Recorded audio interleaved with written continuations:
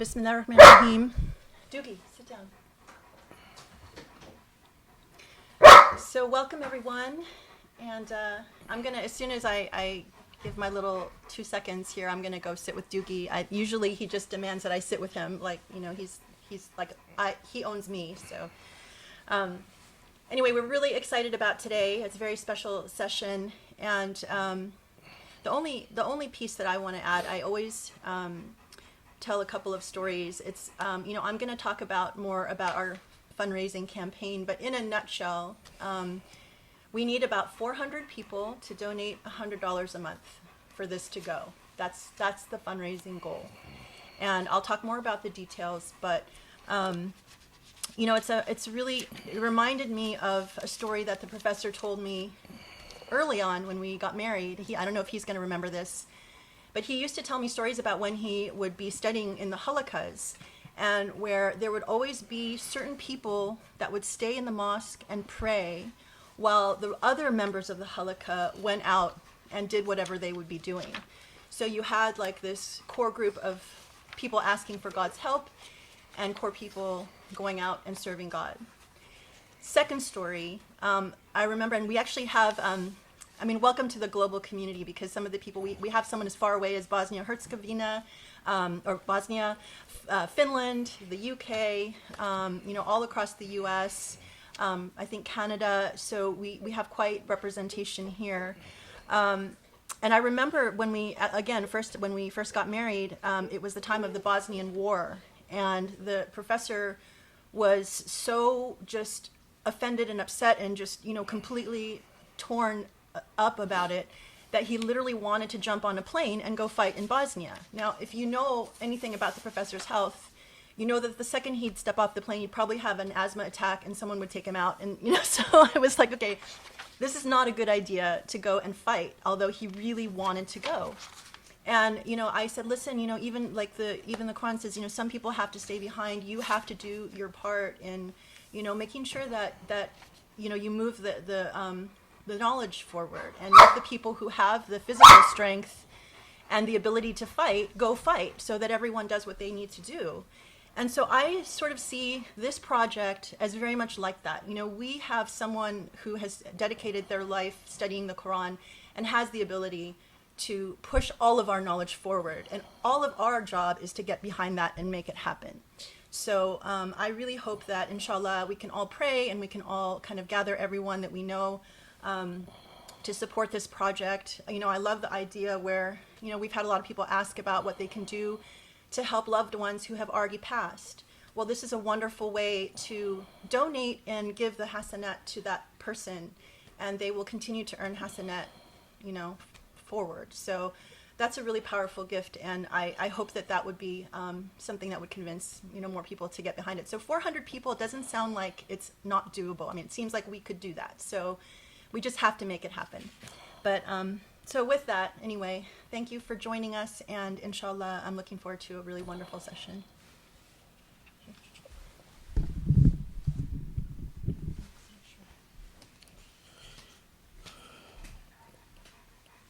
Assalamu alaikum, everyone.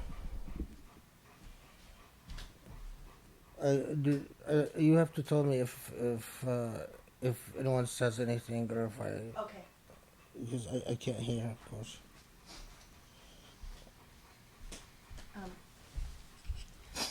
I think for now we'll just hold comments until the Q&A, and then I can relay them. So unless you want to interact in between. Okay. Well, yeah, no, it's good. Are you okay? Can everybody see? Okay. All right. So you can see, they can see you through the laptop, and you can also see them up there, right?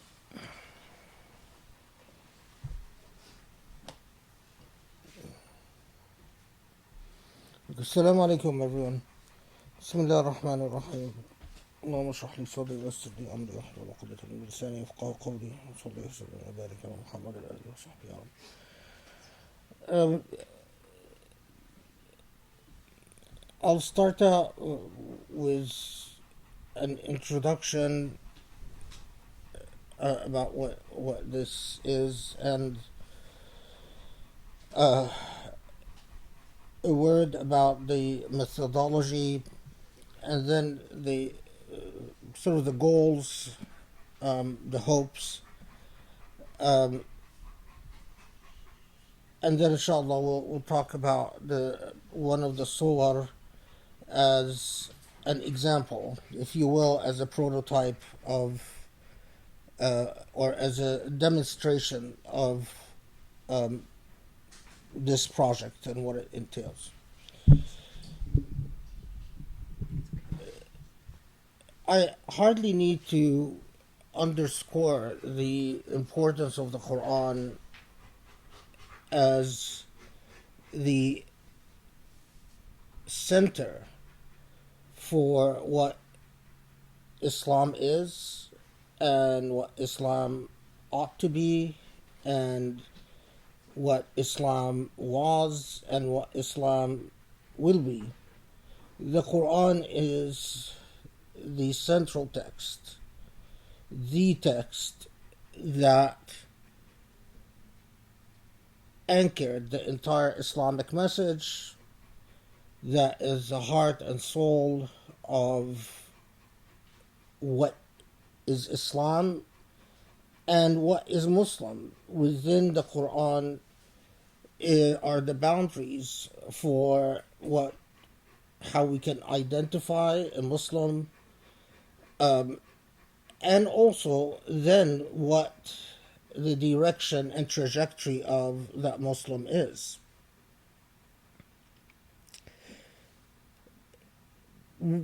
I hardly also need to make the case that the Quran for contemporary Muslims is not where it should be. The Muslims, for a variety of reasons, have lost touch with the Quran, and it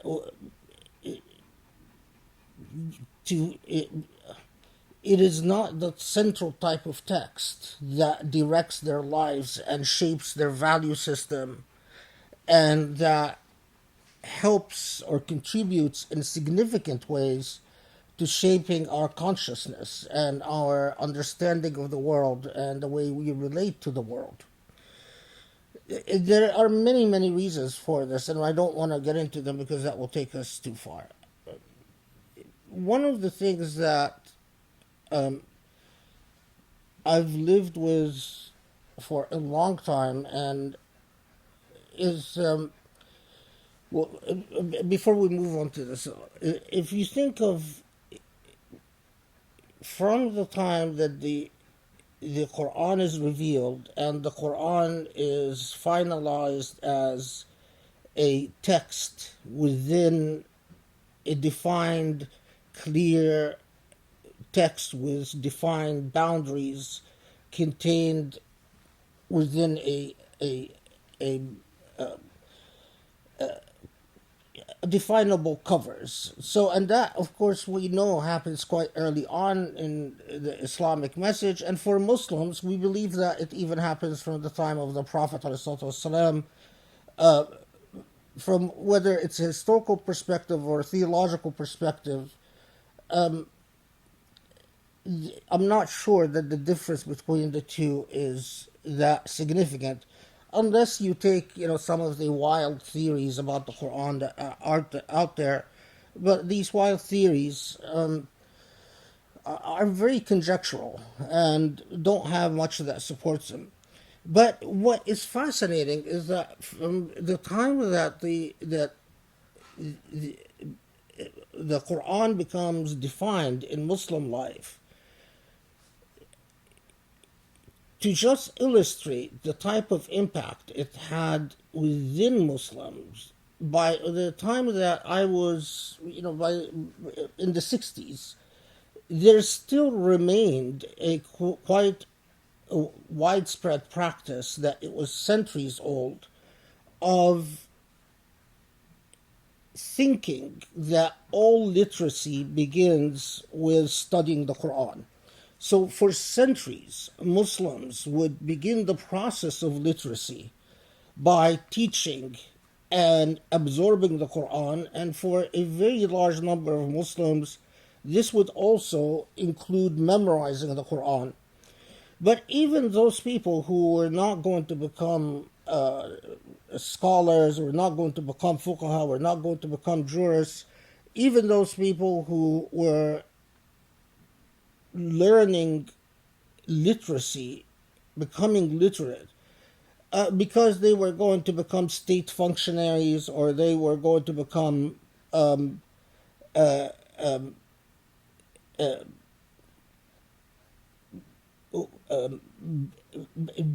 business people engaged in the process of commerce and import and export, even for people who were going to enter many vocations in life, literacy always began with the Quran. And it was after studying the Quran, you would then go on to become a medical doctor, or to become an engineer, or to become whatever the many jobs and many professional guilds that existed in the pre-modern world. The core thing that is fascinating is that for many centuries, Muslims understood that at the heart of the educational process is this close and intimate engagement with the Quran, and then the diversification of professions begins.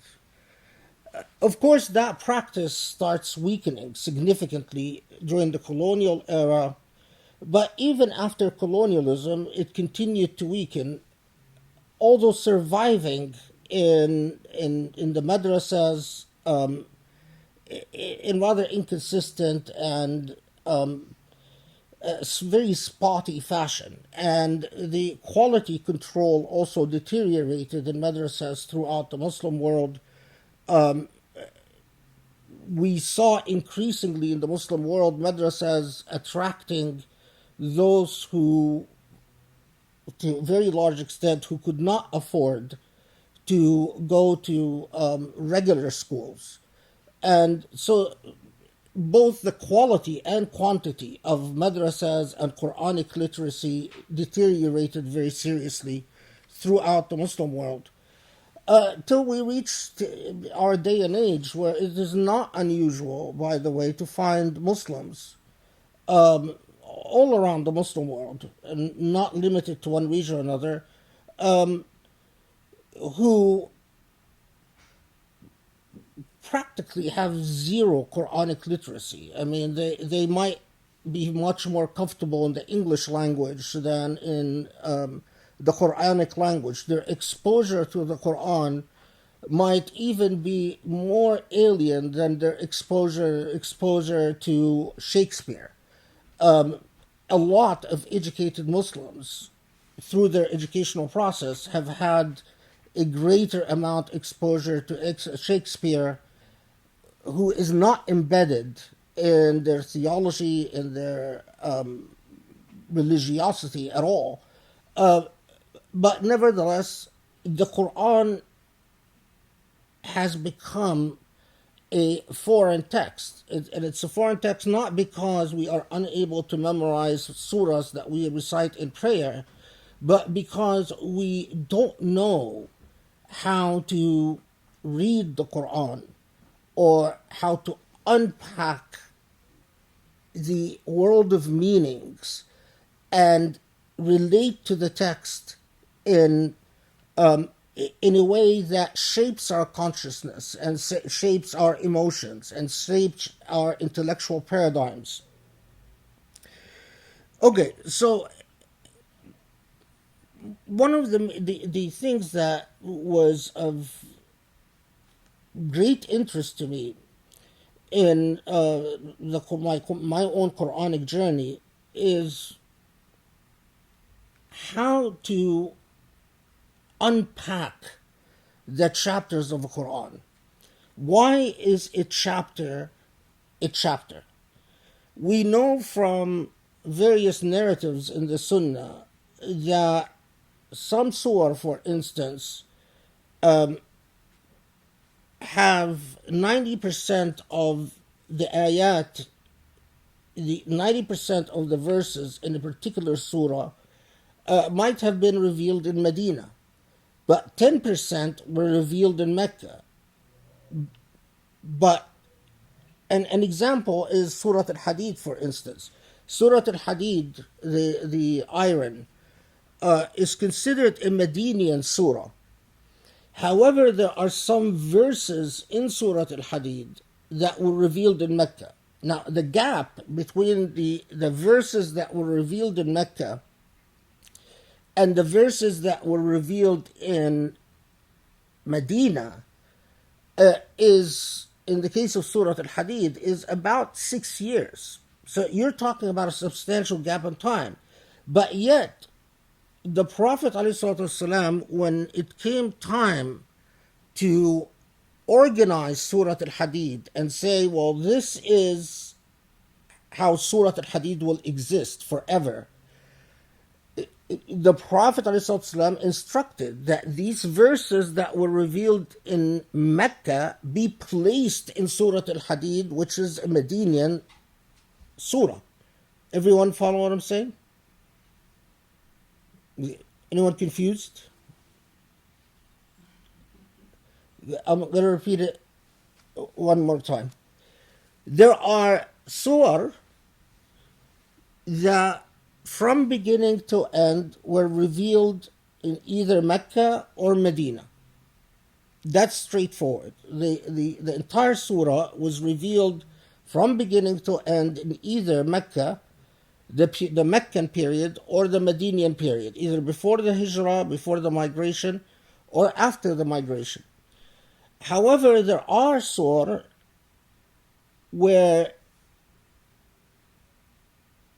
part of the surah was revealed during the Meccan period and part was revealed during the Medinian period. And there is a substantial gap of time between the revelation that took place before the migration, before the Hijrah in Mecca, and the revelation that took place after the Hijrah in Medina. But when it came time to organize the Quran, the Prophet ﷺ instructed that these particular verses be placed in this particular surah, even if there was a gap of time between the ayat that were revealed in Mecca and the ayat that were revealed in Medina. This begs the question, why is a chapter in the Quran a chapter? Put it differently, if I would have played, what is that thing where you switch the places of things? What is the word I'm looking A Rubik's Cube? for? No, but okay. Bingo or something. What did you say? Bingo. Bingo or Rubik's Cube or Not quite. switcheroo. Well, yeah, it's sort of. Yeah. Maybe. Card Monty. I have no idea what that is. Well, okay, it's We get the yeah.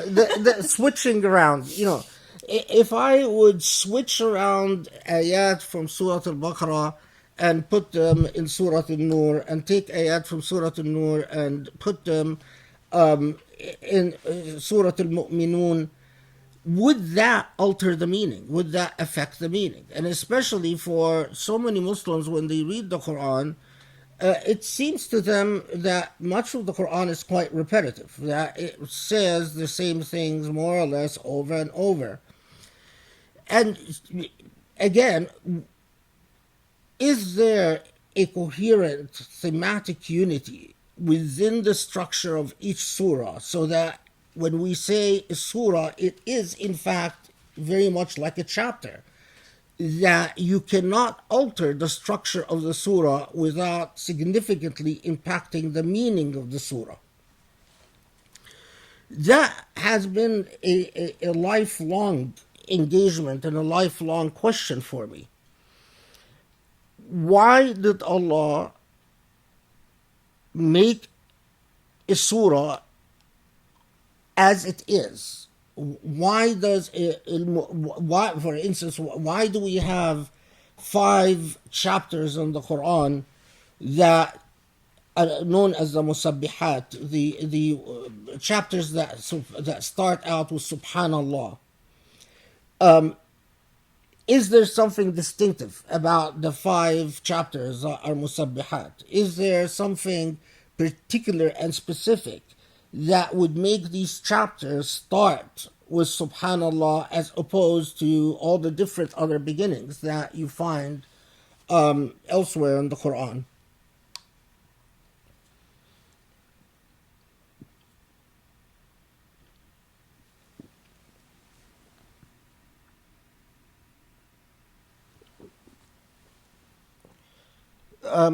I'll come back to this, but before I launched into all of this, I should have welcomed you guys, and I just forgot. Inshallah, the day will come where we can meet in person. Inshallah. I should say that when it came to selecting the people who would be on screen, I apologize for the other people that I could not select because screen reality is limited, and we already were forced to accommodate more people than I thought I was going to accommodate. Initially, I thought we'll just have 5 people, on screen. And when it came to picking people, I did discriminate in favor of women. So I implemented sort of an affirmative action program where I gave clear preference to women. And I also was forced to give preference to younger people rather than older people. So I apologize to the people that I couldn't accommodate. It doesn't mean that they're excluded. It just means that I don't see them on screen and they don't get first opportunity to ask questions, inshallah, when we get to that point. But they can still write their questions, and we'll try to accommodate them. I do have, for pedagogical reasons and for ideological reasons, I have a preference for women. I think women have the ability to affect the future of Islam. If you look at real life examples, it is the leadership of women that, in this day and age, that often makes a great deal of difference. And a weak front on the gender side, if for any group of people, any people that are unable to properly tap into the power that women have in our day and age, they're not going to get very far. They're not going to progress very much. In this day and age, there are so many distractions for men, for the male gender. So much frivolous activity and so much whimsical things that waste the energy of the male gender. So it's not a coincidence that the people who ran to Congress and got elected were 2 Muslim women, and there's actually been quite a bit of sociological work done about this, sort of the why in this day and age of information and saneness, women have a great deal of potential. Also, we have a long history as Muslims of discriminating and suppressing women. So I feel morally obligated to. And as to young people, it's obvious the future of any ummah is in its young people. The older you get, the more set in your ways you become, and the less energetic. That's just the sunnah of Allah in creation. I, as a 20-year-old, I had a very different energy level and a very different level of zeal and ability than me in my 50s. And so that's the other thing is as Grace emphasized, and as I talked about in the last Q&A session, this project to share the result of my long-term engagement with the Quran, to be done properly and effectively, and to get through the entire Quran, at least if I could afford a year of leave, where I'm on leave from school and doing nothing but the Quranic halaqas, that would be ideal. It's very difficult to imagine how I could do this while teaching, because of just the numerous obligations that I have. But there was a further idea, and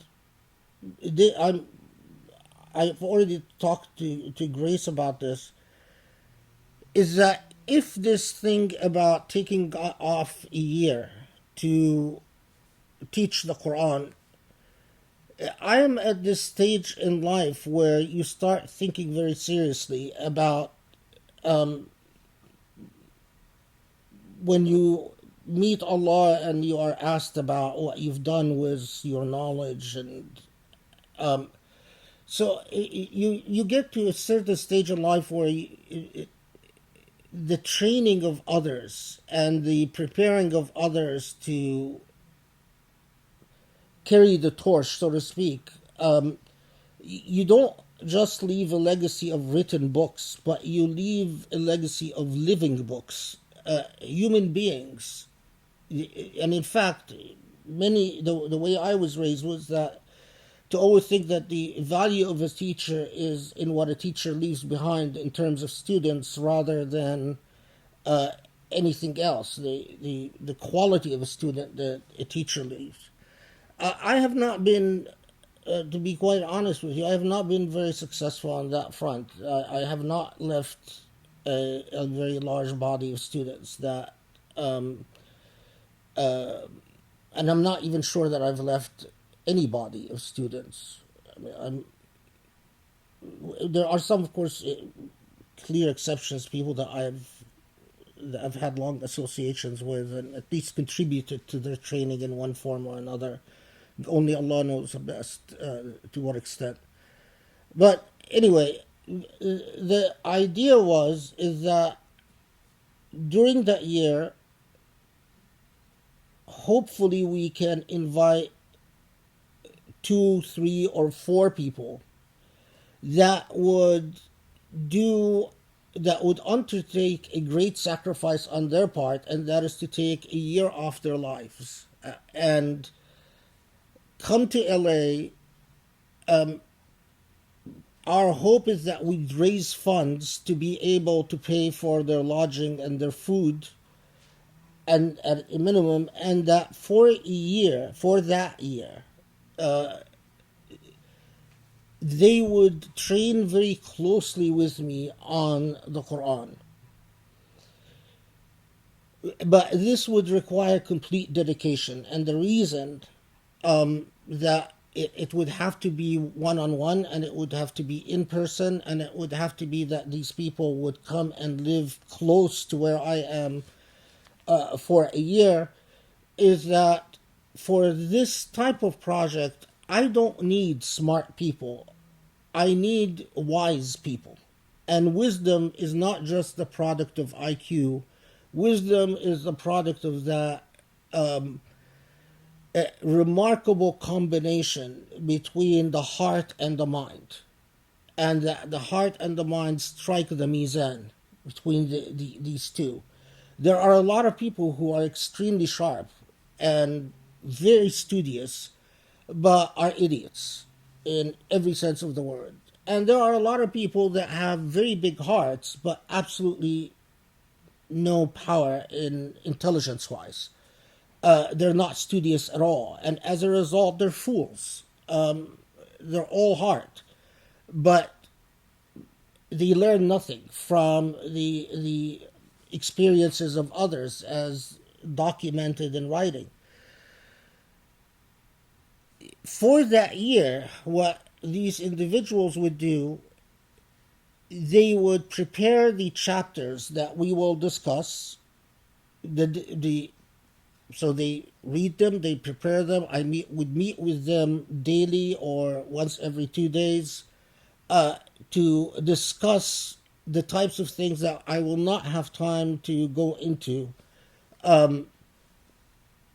in the broader halaqas, and also, and this is not any less important, also to do spiritual exercises preparing the chapters. So they would do dhikr. Each surah in the Quran has its own dhikr, and they would regularly focus on developing themselves spiritually and intellectually, and their intimacy with the Quran.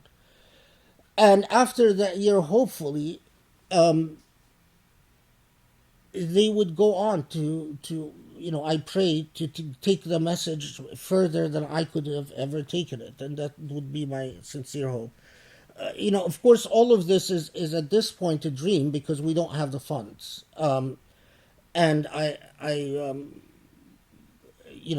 teach as it stands now. I'm scheduled to teach next year, but I think that perhaps the hearing loss is a strong alarm system that you can't just say, well, I don't do it this year, it will be next year. Life is just too unpredictable. So that is the dream. To do it the way that it should properly be done. Knowledge that you don't sacrifice for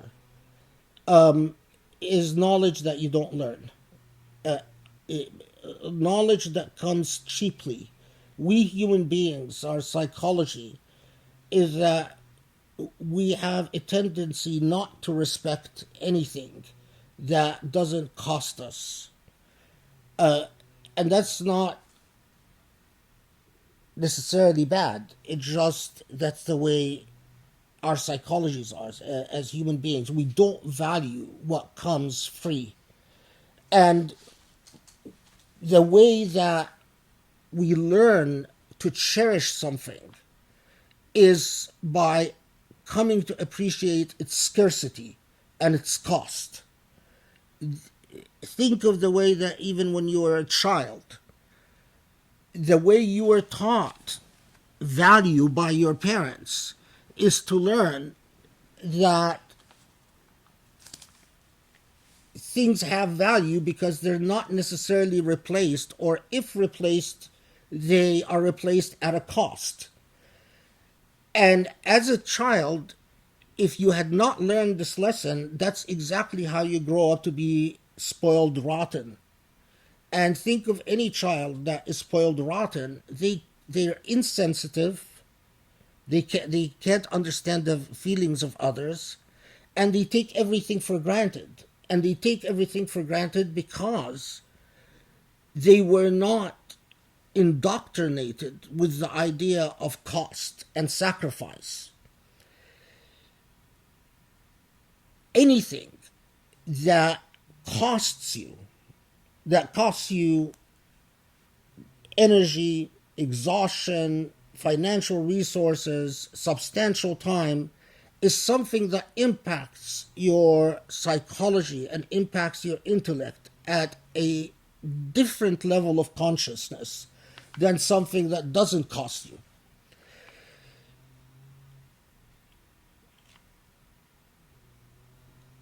That is why the sacrifice of taking a year out of your life is immoral cost that needs to be incurred. Not just because the material is intensive, and not just because going through the entire Quran in 1 year and becoming thoroughly comfortable with why each chapter is the way it is, what were the circumstances that led to the revelation of each chapter in the Quran, what are the major theological / philosophical / jurisprudential debates about each chapter in the Quran, plus the dhikr that is necessary to surround the educational process that defines the engagement with each chapter.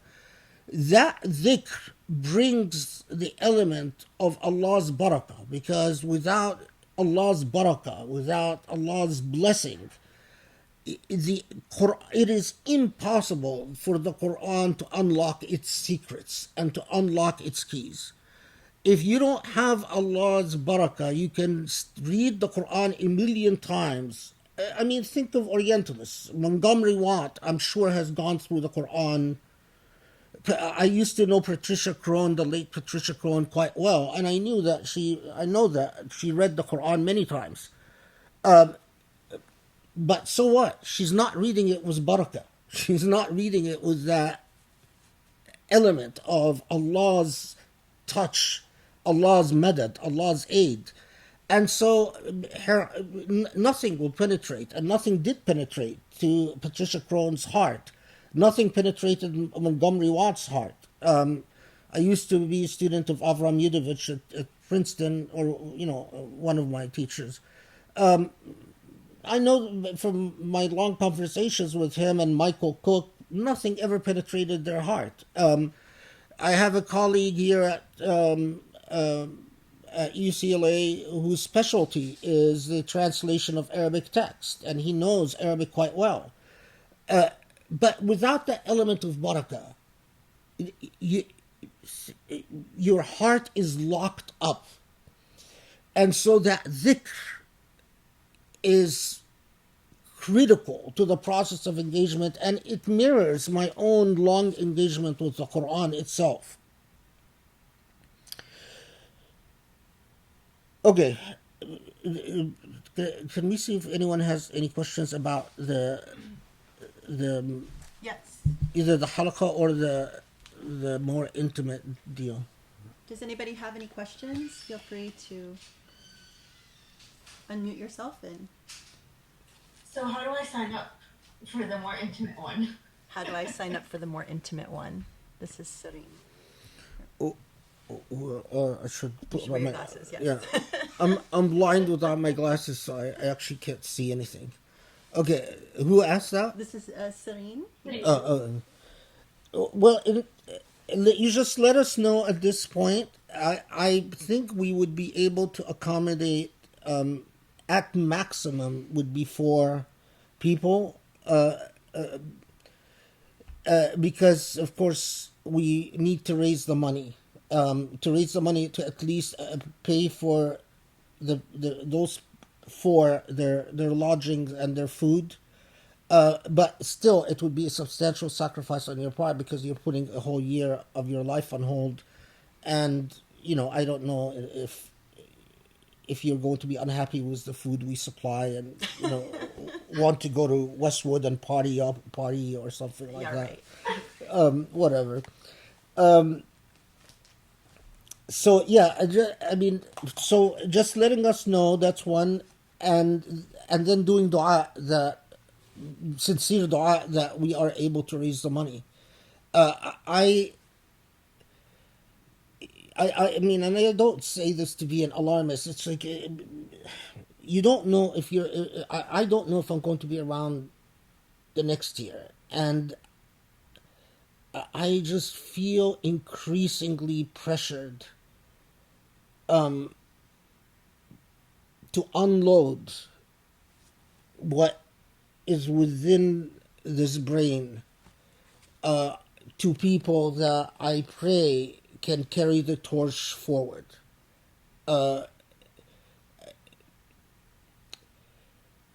It's our tradition, and if you truly knew the Quran, you would understand why it shaped an entire civilization. You would understand that it is truly a miraculous text in every sense of the word.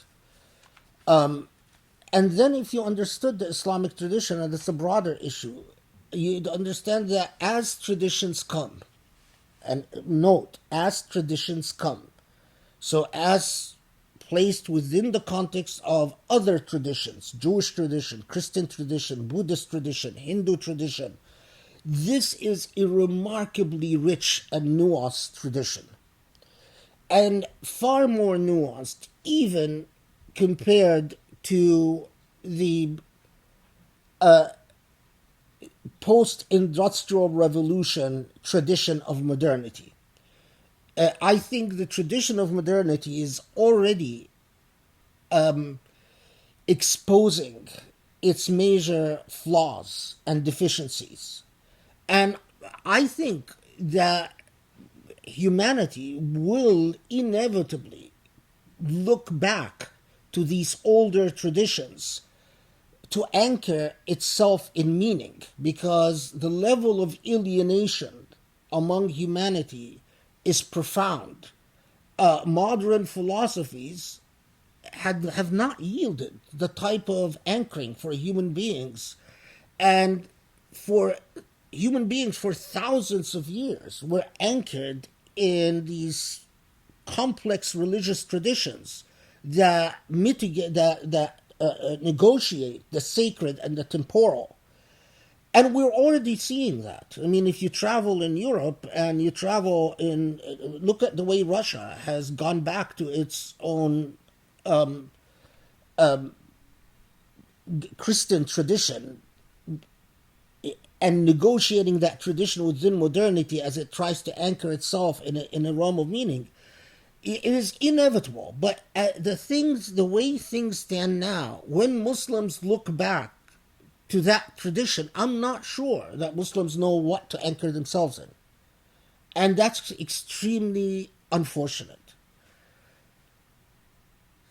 So that's the hope, is that would be part of responding to this, and at least doing what one can, so that when you face Allah in due time, you have something to stand on. You have something to defend yourself with. When you say, I've tried what I can, that it's actually legitimate, and not just rhetoric. Any other questions? Everyone sure? All sure? Okay. Okay. So, the journey with the Quran, methodologically, there are two key things that for 30 years I have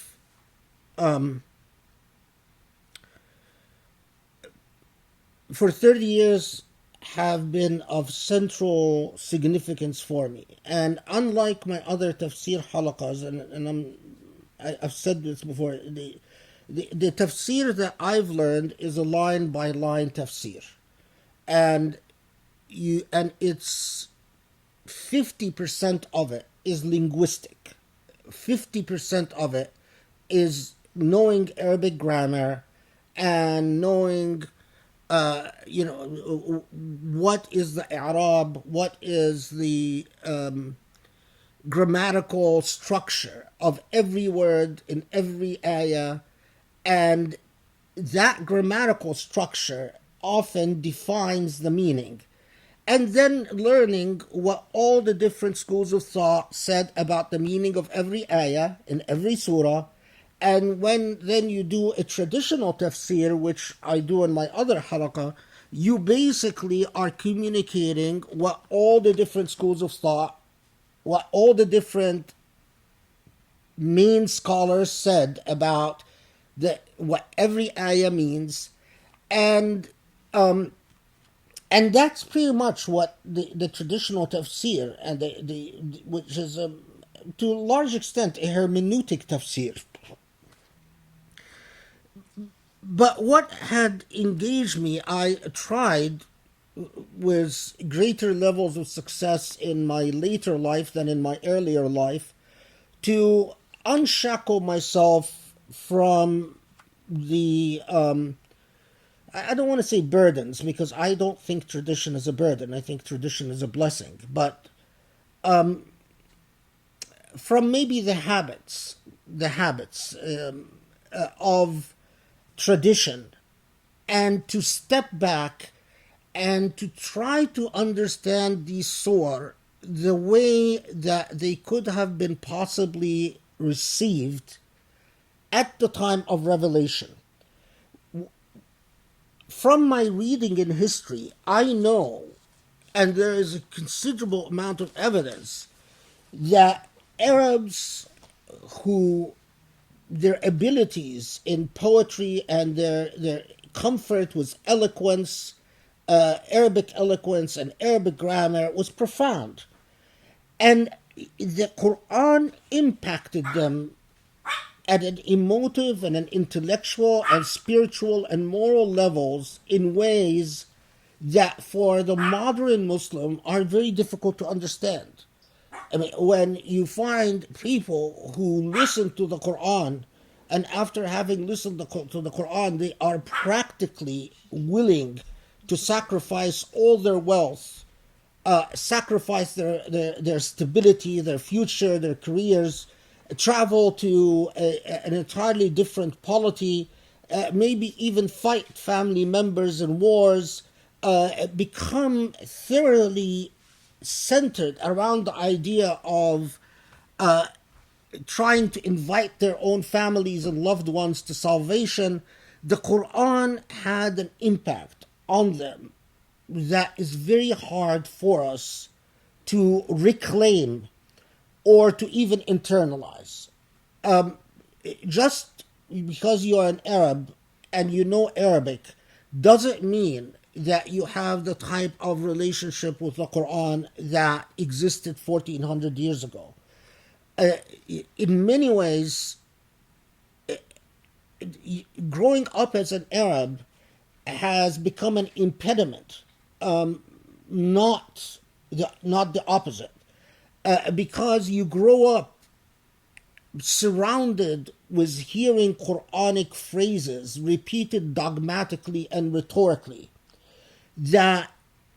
So for instance, the Quran says that those who, when are confronted with calamity, repeat Hasbi Allah wa ni'mal wakil. Now, Hasbi Allah wa ni'mal wakil means Allah is the true aid, the sufficient aid, and the true ally. Modern day Muslims repeat Hasbi Allah. We sort of mock it by call it Hasbana. That modern day Muslims, whenever they confront an injustice that they don't plan to do anything about at all, they just say Hasbi Allah ni'mal wakil. What used to be a statement that signified power and signified empowerment and confidence and dignity has become a statement that signifies the exact opposite. If you've grown up an Arabic speaker, for a modern Arab to read that Hasbi Allah wa ni'mal wakil and have it affect their heart, the way that affected the hearts of earlier Muslim generations, it's completely alien. Same thing, think of the expression inshallah, right? And that is not just for Arabs, that's maybe for all Muslims when it comes to inshallah. When the Prophet ﷺ neglected to say inshallah in just one event, and that led to a major point of crisis, in which the Prophet was denied revelation. And in fact, I'll even use the word embarrassed before Qurayshi leaders, because inshallah, just saying inshallah is so significant when you intend for something to happen. See the way that we relate to inshallah as Muslims today. We've completely emptied it of its normative powers and of its signifiers. And so part of that inquiry is why do we have 114 chapters? Why not half of that? Why not more? Why did the revelation stop where it stopped? Why did it begin where it began? Is there a coherence to each chapter that we can say that each chapter in the Quran communicated a particular message or a particular set of messages that other chapters did not communicate? So does each chapter, in fact, one of the first things you do if you ever become a published scholar is that one of the most important things is that each chapter in your book says something different. If you have a good editor or a good publisher, and you notice that the chapters are not saying anything different, they'll tell you, well, this is not publishable, because you basically repeat the same material over and over in each chapter, or these two chapters have to be merged together, or you've got to delete this particular chapter. This is just the ABCs of the formation of texts, and texts that can be effective and powerful. I've always felt that the key to understanding the Quran is the Fatiha.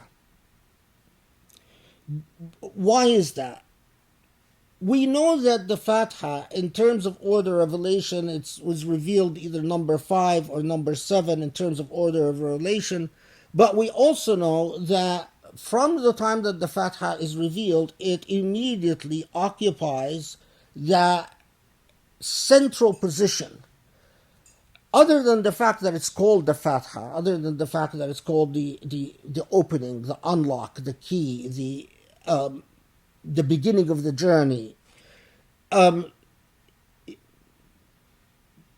is so much in the tradition that emphasizes the place of the Fatiha as the beginning of your journey with the Quran, that if you don't have the blessings of the Fatiha, in the same way that if you haven't learned to read the Fatiha, your prayer is invalid. You can't have a salah without the Fatiha.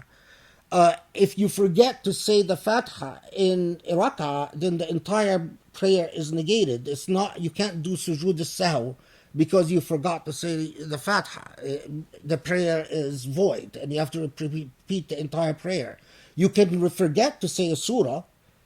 You read the Fatiha and you say Allahu Akbar, you go into ruku'ah and you forget to read surah, forget to read Allahu Ahad or whatever, and then you do sujood al-sahw and it's fine. But you can't do that with the Fatiha. If you forget the Fatiha, the prayer is invalidated. Now, the Fatiha, and I've said this in the past, but it's worth repeating. From the time of revelation, it is positioned as if the document of delegation, the text that delegates to Muslims what they are and what they ought to be and what they ought to aspire for through their journey in life.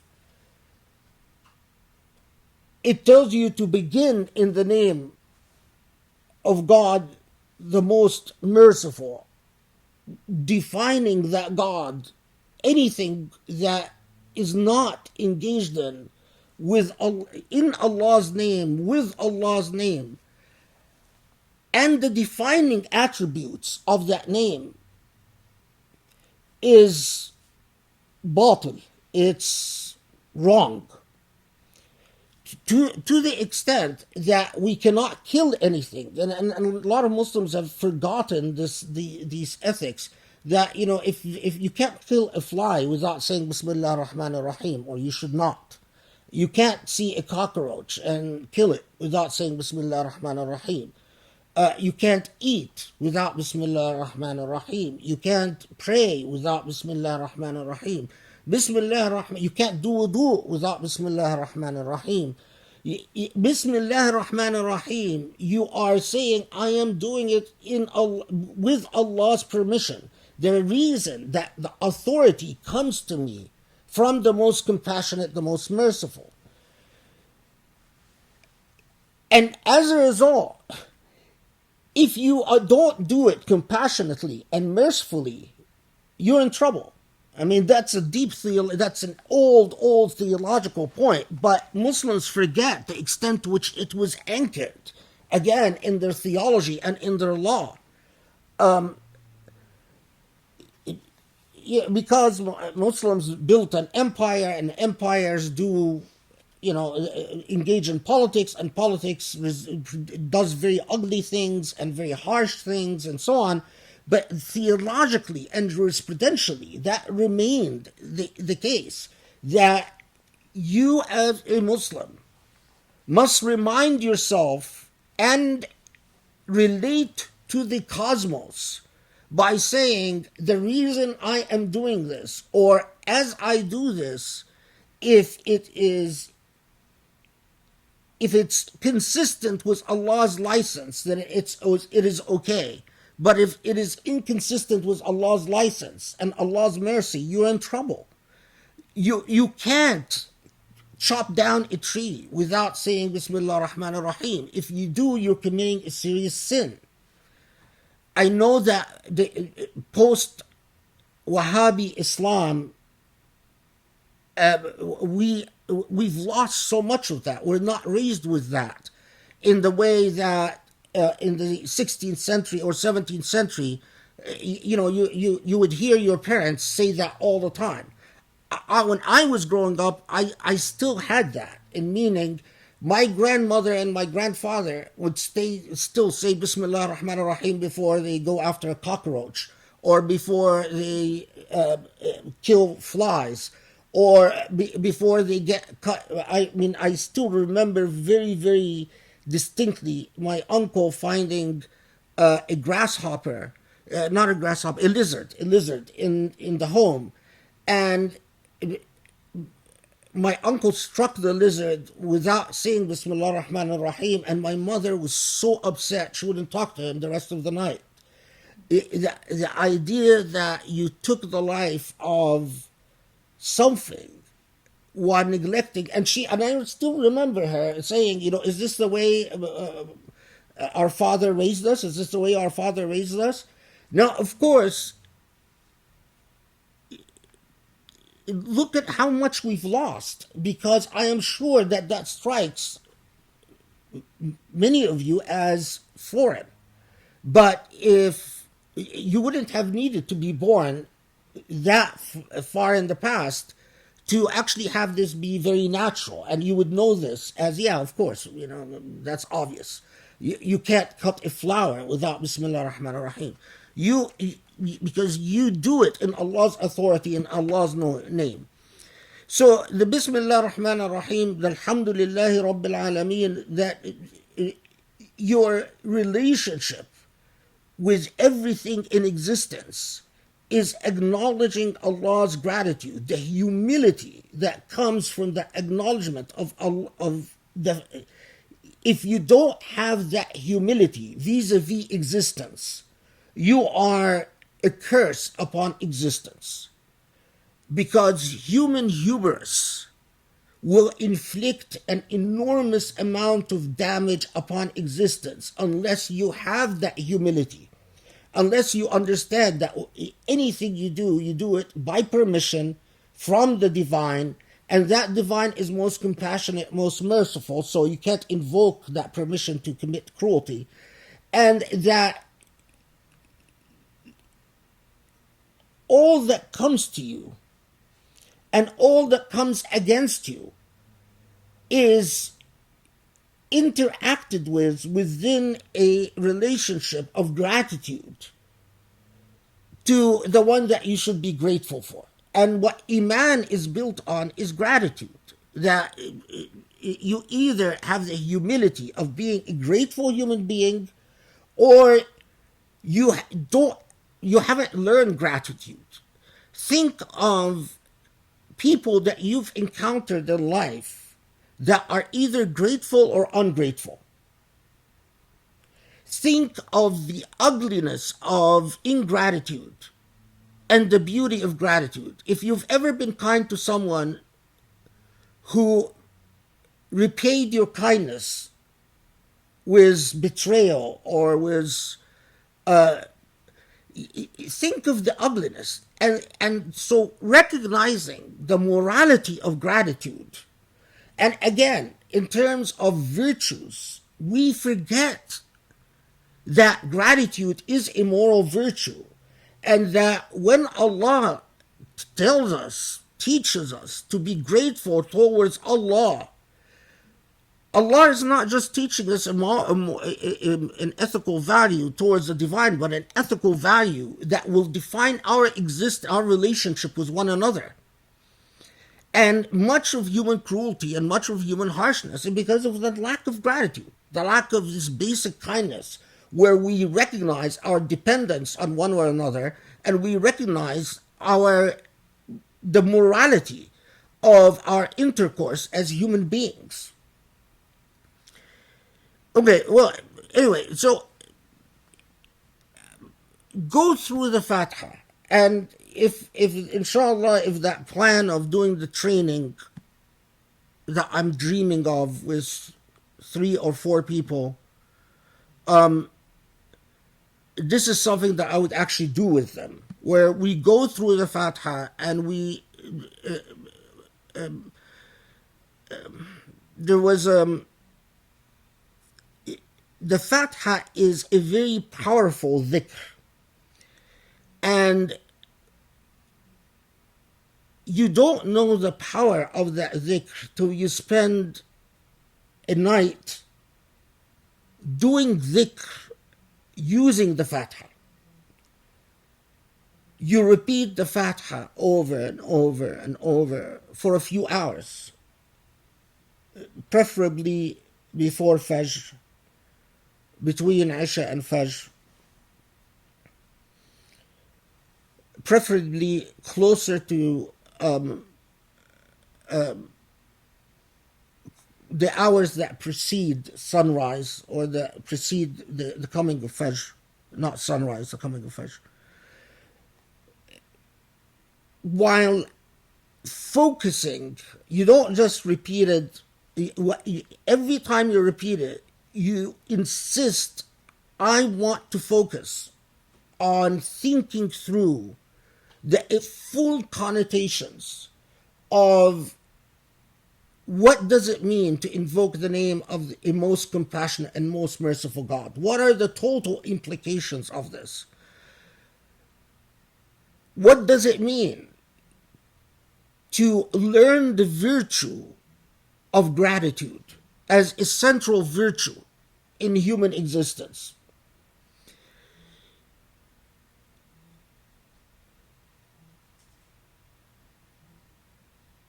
What does it mean to, when you say إياك نعبد وإياك نستعين?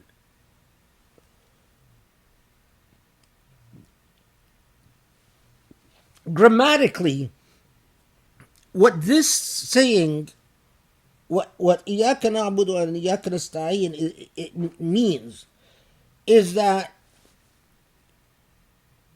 it is you that we choose to worship, and it is you that we choose to rely on.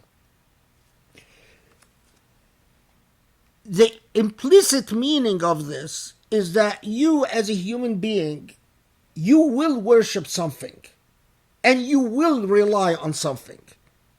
You will ستعبد شيء وتستعين بشيء. So of those things that you will inevitably, by default, worship and rely on, you choose the divine. You choose Allah to worship and to rely on. Human beings will either, if they don't worship idols and they don't worship the sun and they don't worship the four elements of nature, they don't worship wind, fire, water, and whatever all the new agey religions. They don't worship their guiding spirits. Oh, my mother looks after me. My dead mother looks after me. My dead father looks after me. My spiritual guide looks after me. If you don't worship your ancestors, you don't worship some imagined spirit that sends you, that loves you and takes care of you, you will worship. And if you don't worship, you will worship material wealth. But even if you don't worship that, you will end up worshiping yourself in a form of self-idolatry. And the remarkable thing is, very quickly, I remember years ago where we had sort of a very interesting interaction with Robert Unger, an American philosopher, and he made this entire thing, consistent with a lot of his writings. His main argument is,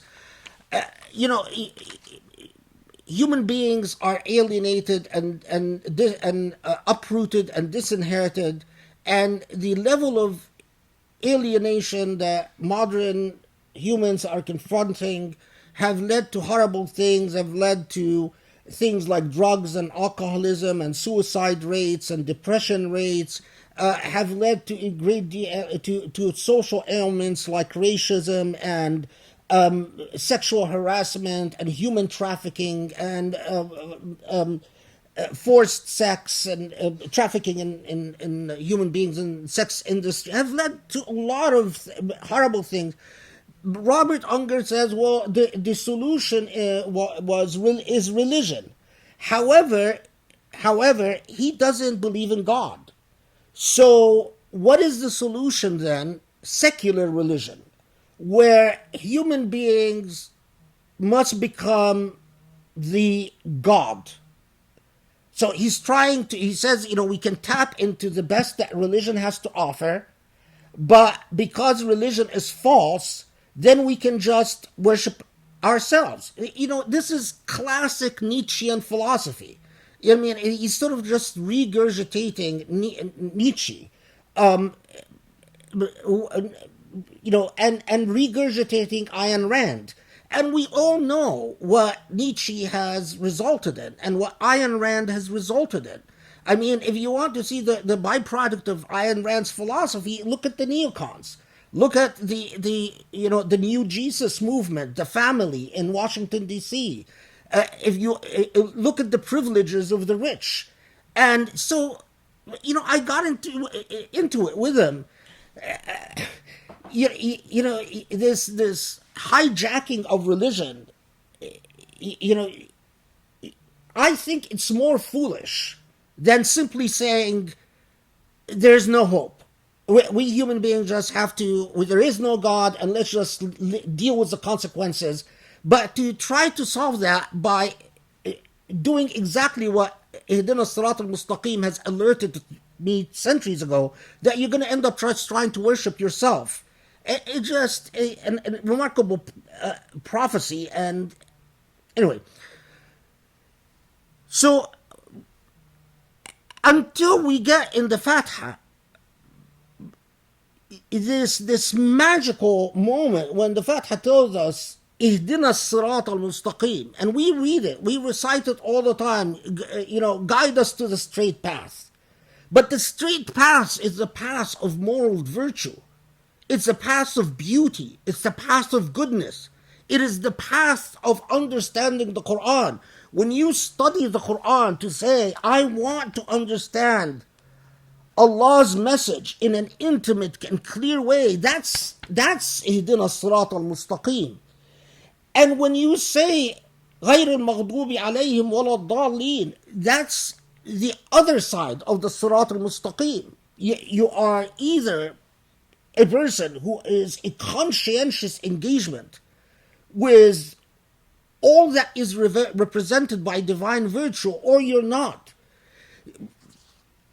Dhikr through the Fatiha, the long life. There was a Sufi, I'm blanking out on her name. She lived at the time of Ibn Arabi. I don't remember her name now, but there are even reports that she was one of Ibn Arabi's teacher. She was a Sufi master who founded a tariqah based on the Fatiha.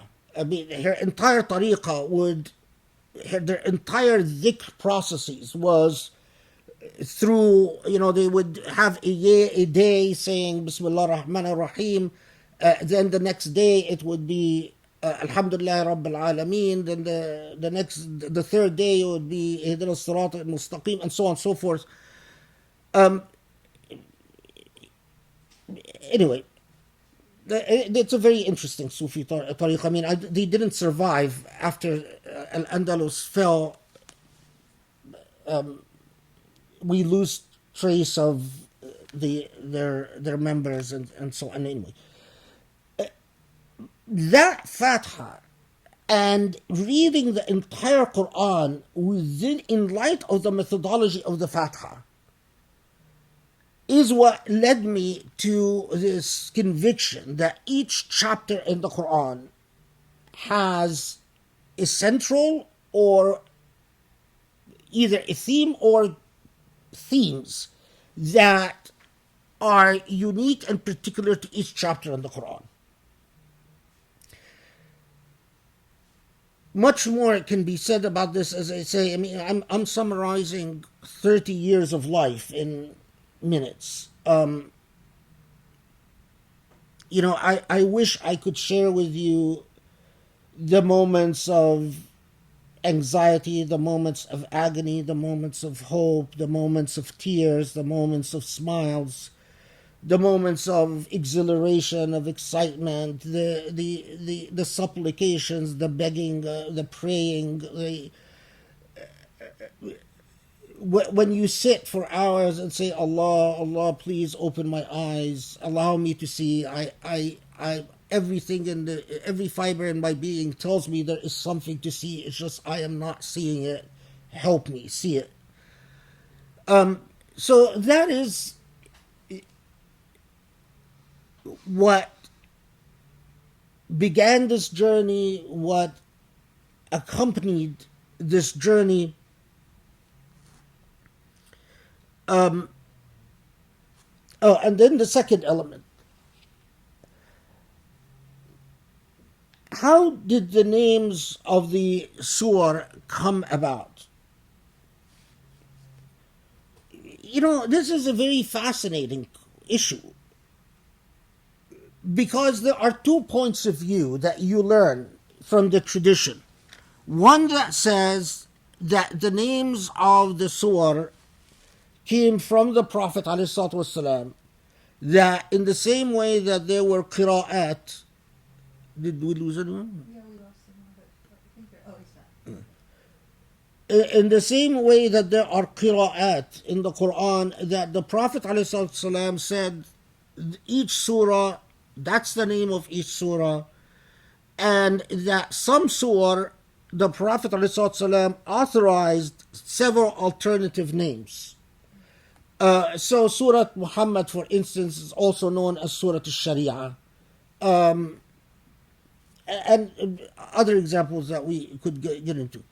But the second main opinion is that no, the surah, the names of the surah didn't come from the لم يصح عن الرسول شيء, that nothing authentic has been reported on this matter, but rather it was the earliest generation of Muslims, the companions and the tabi'een, the companions and the successors, who named each surah. Some believe that the names of the surah is a form of divine revelation, that Allah wanted the surah to be named An-Nur, Al-Mu'minun, Al-Baqarah, and or Ali Imran or Maryam, and so it was named. Or the second says that no, it was the consensus of the earliest generation of Muslims that should be the name of the surah. What was far more significant for me is to understand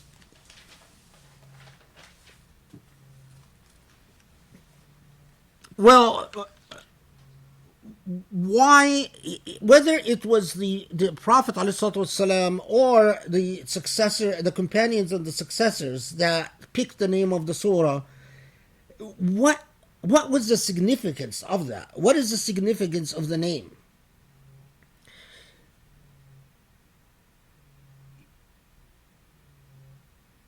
What I was taught in public school growing up was that, well, the way that surahs were named was basically they picked the most unusual word in each surah and that became the name. So the word Baqarah in Surah Al-Baqarah was distinctive. So that's what became the name of the surah. Or Ali Imran, that was distinctive. So that became the name of the surah. That didn't make sense to me, because if you study the Quran, for each surah where they say that they picked the most distinctive word to become the name of the surah, I could identify a number of other distinctive words that could have been the name of the surah with equal validity. I mean, to say that, well, it's just it's that word seemed to fit because it was unusual. There are a lot of problems with that type of argument. And again, if we were doing this in the year-long thing, we would go through and unpack it, because I want to share that research with people. I mean, I don't know. An intellect is very valuable. It's not necessarily just my intellect. All of our intellects are very valuable. And there are two types of people. There are people that create communities, societies, institutions that exploit the talents and the intellects communally. The intellects are like the fruit that Allah gives us, like the mineral sources that Allah gives us. They are a source of richness and value and wealth, true wealth, not just the intellects, but talents. When Allah created Bach's talent, or Mozart's talent, or Beethoven's talent, I am sure that at the same moment Allah created a Beethoven in Cairo, and Allah created a Mozart in Cairo, and Allah created a Bach in Cairo. But the difference is, those people were able to invest in the talents and allow these talents to sprout, and in that is gratitude to Allah. Because I believe that a community and a nation that wastes the talents that Allah gave is a community that is going to be held collectively responsible. Allah will say, I gave you a baq. What did you do with the baq that I gave you? Did you give that baq the opportunities to become baq, or did you leave that baq as a street child being abused and being exploited and, eventually killed as a young teen? I gave you, this talent and that talent, and talents and intellects are the true wealth of a people. So when we say, I want students, what you're saying is, I want to invest the intellect in the proper way that Allah in the proper sunan, in the proper namus, in the proper order and nature that Allah has created, to invest in talents and to invest in intellects. A properly constituted community, a moral society, a moral community, is one that furthers and enriches its intellects and its talents. Communities that snuff out and kill and waste and that marginalize and that suffocate and that kill off intellects and talents is an unjust community, and it will never be blessed by Allah. Never. Mark my words. Until Muslims learn to, and we'll see this in the Quran tells us everything. The Quran tells us everything. Until Muslims learn to invest their resources so that they can express proper gratitude to Allah, and not express proper gratitude by going to Umrah every year and going to Hajj every other year. That's haram. That's kufr. That's a waste of resources. No, expressing gratitude by allowing the talents and the intellects and the richness that Allah, the bounties that Allah gave, to properly flourish and thrive. They will never be blessed. The reason I went into this digression is that we don't value research, and we don't value, we keep reinventing the wheels. I mean, so many of us spend a lifetime studying and researching, and they die, and everything that they've researched and studied dies with them. And then we have to wait along until, Allah gives us another talent that we again waste. It's obscene. It's obscene. So if we do it in the proper format, then we would. But let's go back to the conclusions rather than the process of the research of what in my research I have become increasingly convinced of is that whether by revelation or by some form of ijma' and consensus among the earliest Muslims, what I think is undeniable is that those Muslims, or if it's the Prophet, and again, I could, in a different setting, we can go through the entire evidence and you can make up your own mind as to whether you believe it was from the Prophet or from the companions or the successors as to the names of the surah and so on. But whatever the process that resulted in the naming of the surah, it seems to me that process had a far more intimate and personal knowledge and even feeling for the moral message of the surah than anything that came after it. Much of the tafsir had neglected or had not preserved that intimate process, because there is a remarkable relationship between the actual message of the surah and the name of the surah. So, two parts to the key: the Fatiha and the name of the surah. And that began then the journey that, whether it's 30 years or 20 years of that I have with each surah in the Quran. And now, having said all of that, I might be completely wrong. I might have imagined this entire thing. I might have dreamt up everything. But so what? To have the freedom of the possibility of error is as important as to have the freedom to do to reach the right conclusions. You will make up your own mind whether, in fact, the message that I think each surah delivers is accurate. A true teacher would hope that a student would come along, that their own student, someone who's actually done their due diligence and their homework and studied everything they had to offer, would go beyond what they were able to achieve and would actually make contributions that were original and truly novel, but not fake originality, because we claim originality and novelty as a result of insecurity and anxiety and bad egos.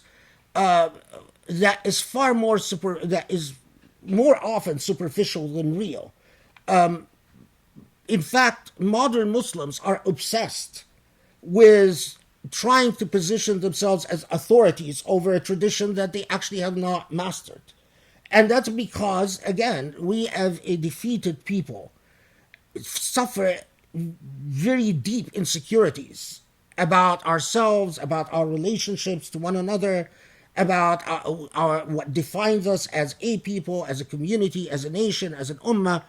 And that manifests in all these social ailments, which has us often posturing vis-a-vis one another and exhibiting false, what I've called in my writings, pietistic affectations, rather than any concern with substance and contribution. Okay, let's take a short break, and then the surah that I'm going to discuss as my sample surah is Surah Al-Hadid, the so-called iron. Let's take a short break so I can... Assalamu alaikum, everyone. Turn on...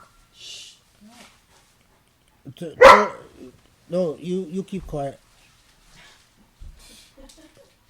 Have you noticed every time it says Assalamu alaikum, Doogie starts barking? He thinks you're talking to him. Turn on your mics because I'm going to be soliciting your input. If you want to answer the question that I posed, just raise your hand. Okay, so Surah Al-Hadid, first, it's useful to note that the surah is divided into 5 main sections.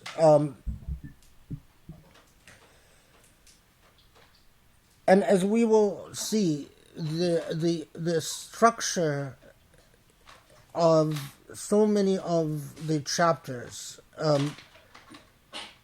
is similar in its division structure, while the themes alternate. So, for instance, the first part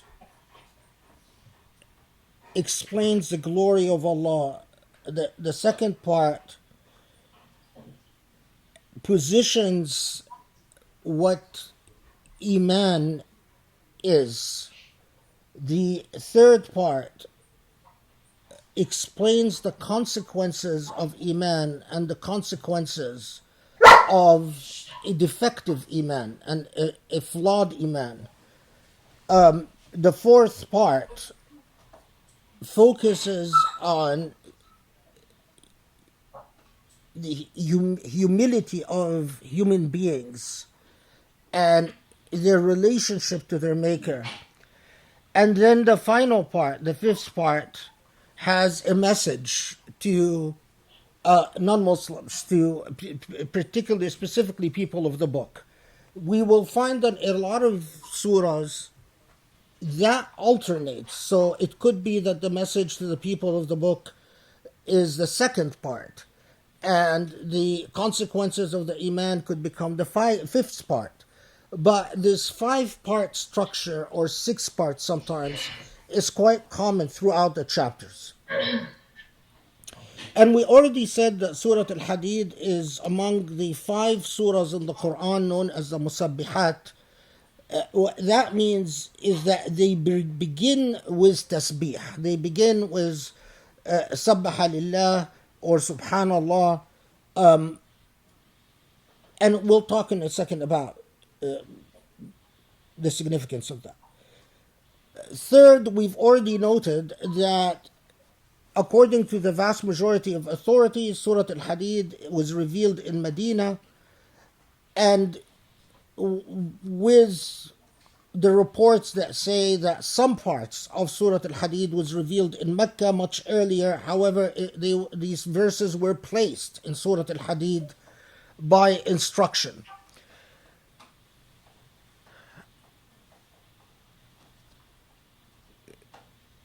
Finally, Surah Al-Hadid was among the last surah to be revealed in Medina. So it is a fairly late surah. And in fact, it is one of the group of surah, one of the group of chapters in the Quran that, in my opinion, prepared Muslims for the departure of the Prophet ﷺ. There are a group of surah, and as we will see, well, inshallah, if Allah wills and we have the opportunity to undertake this entire journey, there are surah that anchored Muslim in the Islamic faith, in reminding Muslims of the message of the Abrahamic prophets, the prophets before Muhammad ﷺ, and anchoring Muslims in the message of the Prophet ﷺ. There are surah that deal with the challenges that Muslims confront, either their struggles in Mecca or their struggles in Medina. But there are a group of surah that carry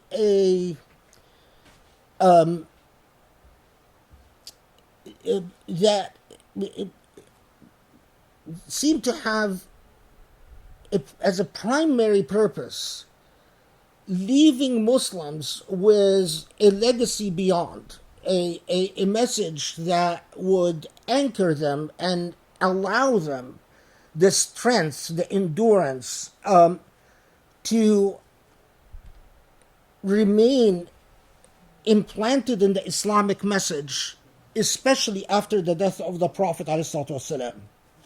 So in hindsight, knowing how late Surah Al-Hadid was revealed and knowing the message of Surah Al-Hadid, it carries a message that carries throughout the centuries, addressing us as to what we need in order to meet and deal with all that will come. Okay, سبح لله ما في السماوات والأرض وهو العزيز الحكيم. And remember, we're not doing line by line. That's not the purpose of this tafsir. But to get through the entire surah and to cover the main message of the surah. سبح لله ما في السماوات والأرض له ملك السماوات والأرض يحيي ويميت وهو على كل شيء قدير. The surah starts out with سبح لله. All that is in the heavens and the earth glorify Allah. When you have a surah that begins with سبح لله, with invoking the theme of tasbih, what do you think it demands of you as the reader?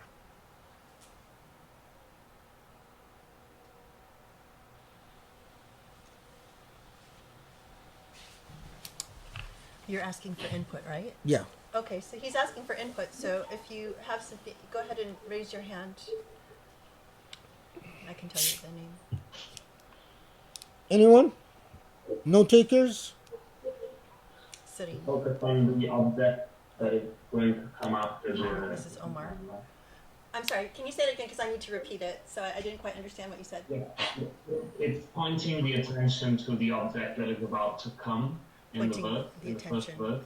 to the pointing attention to the object that's about to come in the first verse. Okay, and what did Serene? And sorry, and what did Serene? You were going to say something? Just gratitude and humility. Just that humility. Is that what you said? Gratitude and humility. Gratitude It's and humility. acknowledging of his existence. Acknowledging gratitude and humility. Yeah, both of you are correct. Whenever you see a surah start with Subhanallah or Sabbaha Lillah, it's alerting you to the deliverance of a message that requires humility for understanding. But it also alerts you that it's going to deliver a message about your place in existence. So when I see Sabbaha Lillah or Subhanallah, I prepare to understand my place, to receive that message in which Allah is going to tell me something about my own nature. And we'll see this throughout the Quran with remarkable consistency. So, whatever in the heavens and earths glorifies Allah, and Allah is Aziz. Aziz,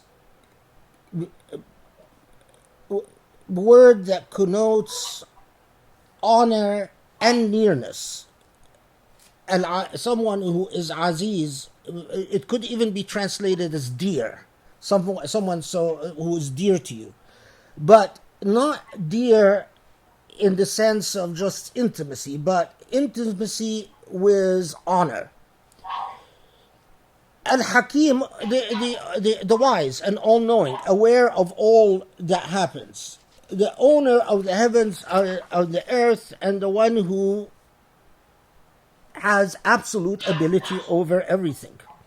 I'm sorry. Okay. Can I just actually, I think the sound that's coming back this way, it's probably best if everyone can turn off their mics, and then if you raise your hand to make a comment, I'll call on you, and then you can turn on your mic and answer. Okay, so Okay. I think that'll be easier for us to hear also. Okay. Now, then, this remarkable, you find equaled in its power, perhaps, the end of Surah Al-Hashr, where you find another ayah that is equal, perhaps of equal power, but this remarkable expression of what Allah is, what God is in relation to our existence. هو الأول والآخر والظاهر والباطن وهو بكل شيء عليم. Allah is the first and the last. Al-Zahir, the external, Al-Batin, the internal. Now, you could pause at that expression endlessly.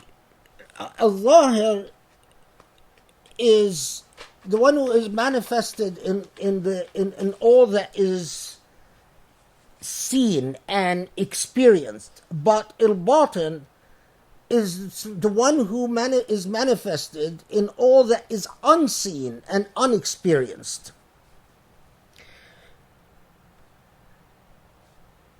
Nothing in existence is not pervaded by the divine.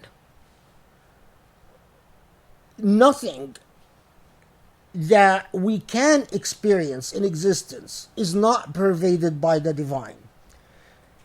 And God is all-knowing. Now, note when it comes to the end of the fourth verse, الآية الرابعة, وهو معكم أينما كنتم والله بما تعملون بصير. Allah is not only existing in everything, whether belonging to the world of Alam al-Shahada, the world of the seen, but also to all that is belonging to the world of Ghaib, the world of the unseen. But Allah is with you wherever you are. وهو معكم أينما كنتم. A great deal. You can, if we were doing the line by line tafsir, I would pause a long time going through all the different reports and all the different what the various mufassirun said about. But again, our purpose here is to understand what the entire surah is delivering to us. Allah is with you wherever you are. That begs the question for any rational human being, any human being who is engaged seriously with the text.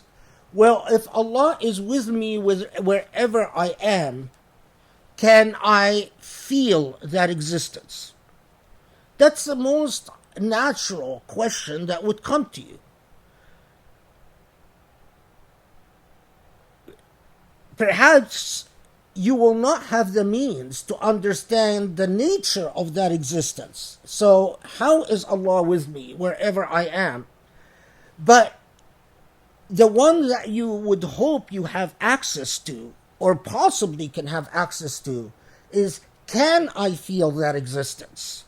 Can in fact can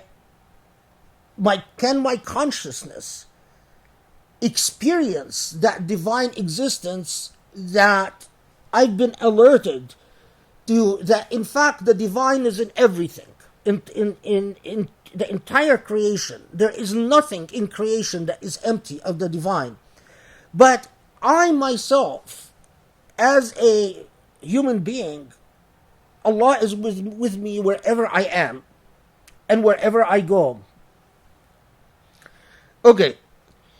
Then that message is further affirmed.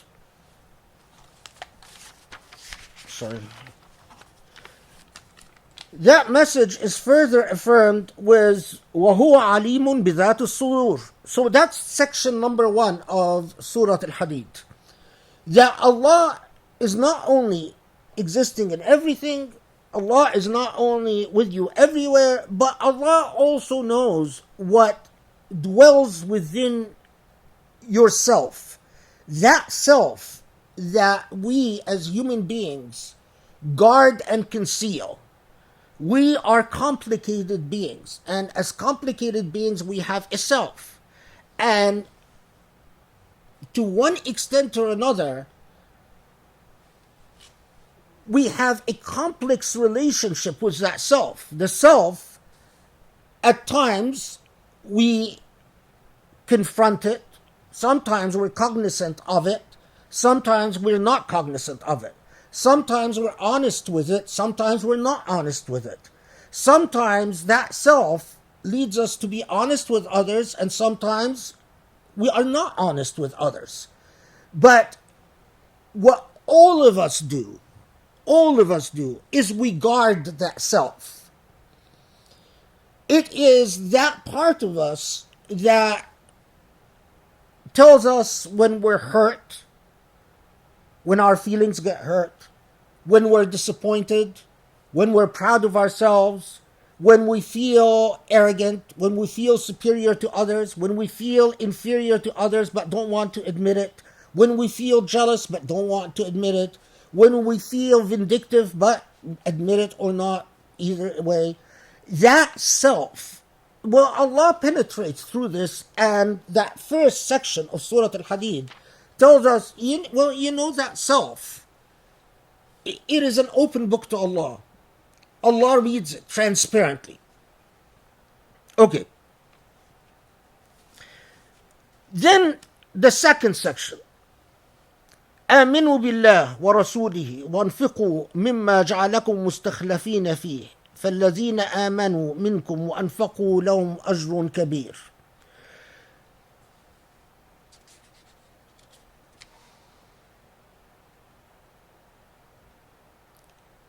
هو الذي ينزل على عبده آيات بينات ليخرجكم من الظلمات إلى النور وإلى الله وإن الله بكم لرؤوف رحيم. The instruction that comes from the first section is so believe in Allah and the Prophet. That's not surprising, and the time that Surah Al-Hadid is revealed, Muslims are very familiar with that message, that the answer to a lot of issues or a lot of narratives in the Quran is the key matter of belief. Belief in Allah and the Prophet. What is the function of that belief? Well, the function of the belief, Surah Al-Hadid tells us what that belief does is that if you receive its clear signs, if you in fact are able to absorb and digest the message, it takes you from darkness to light.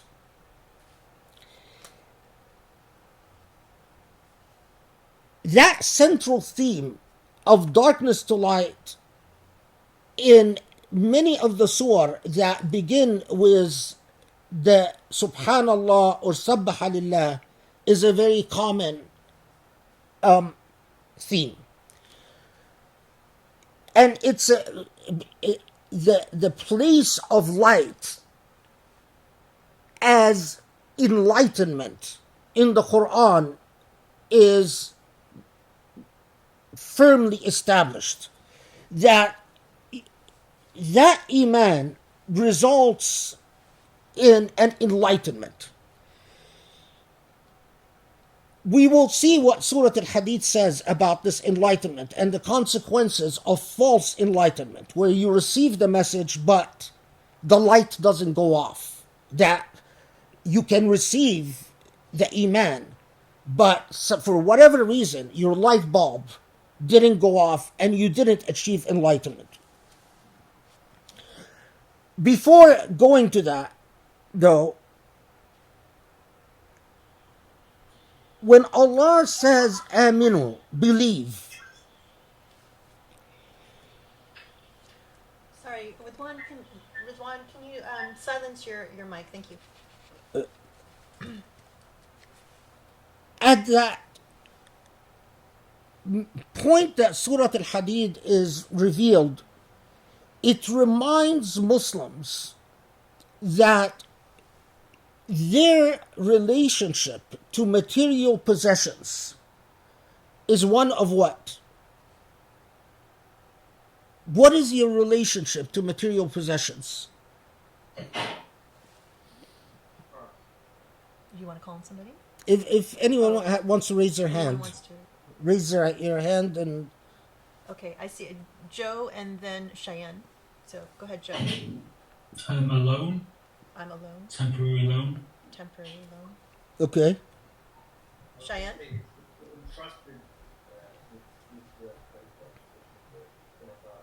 I'm sorry, you're going to have to come closer to your mic because I can't hear you. Yeah, it's been entrusted. It's been to those, entrusted on earth. on Yeah. Earth. Your relationship with material possession is a trust. In fact, you own nothing. And remember, that is for a Meccan society, which was a commercial society, and a society that defined the way that the ego defined its worth was always in relation to private ownership, private property. Those tribes that owned a lot of private property, they boasted. They boasted in their poetry. They boasted in their mythology. They were claimed great honor. That was the nature of these Arab societies. A massive transformation takes place in Medina, where in reality, any property that you think you own, you are simply entrusted with. Would it be fair to say that the Quran is alerting us that, in fact, your enlightenment, the project of achieving enlightenment, of having that light bulb go off within you through your iman, is impossible unless you understand that the nature, your relationship to material wealth is the relationship of a trustee, not an owner. Not just on the basis of Surah Al-Hadid, but on the basis of so many surah in the Quran, the answer is absolutely yes. That enlightenment, and indeed being a real Muslim, if societies, through whatever values it anchors and reaffirms and teaches and propagates, if these values are ones in which private ownership is defined in an unequivocal way as private ownership, rather than as a relationship of trust over property, all property, there are serious obstacles to that society being conducive to individuals achieving enlightenment. And again, in an intimate relationship with the Quran, you discover the extent. I'm not going to get into the verses that talk about those who spent before the defeat of Mecca and those who spent after the defeat of Mecca. We know, if you look at, just scan very quickly verses 10, you notice that Surah Al-Hadid is talking about those who are spending of their wealth after Mecca was defeated and those who spent of their wealth before Mecca was defeated. The reason is that those who spent of their wealth before Mecca was defeated, they were spending of their wealth at a time in which there is great political insecurity. They didn't know whether Muslims are going to end up victorious or not. So you are giving up your wealth, but you don't know whether Muslims are going to end up winners in this sort of showdown with Mecca. You could end up like Abu Bakr and like Khadija and like Uthman ibn Affan and like so many Muslims who sacrificed in their entire wealth for a cause that they weren't sure whether it's going to be victorious or not, as opposed to those who are spending after the Mecca's defeat. Their spending could have an element of prestige. You know that the major enemy, Muslims' arch enemy, has been defeated. And now when you spend of your wealth, well, you have to be very careful that you're not achieving bragging rights or elevating your prestige in society. That is the reason for that contrast between those who spend. Now, does that have a message beyond what occurred in Mecca? Well, yes, obviously. I mean, it's alerting you that when you are spending, when the way that your iman translates in a relationship where you don't see as the point of your existence is the accumulation of wealth, and you don't see the point of your existence or the point of your worth, as we will talk about, as defined by your wealth, and you do it in a situation in which things are politically and economically insecure, that it doesn't escape God. Remember that God is with us wherever we are, and knows what is within the self, and knows the types of ailments that inflict the self and the types of things that the self struggles with. Okay. Then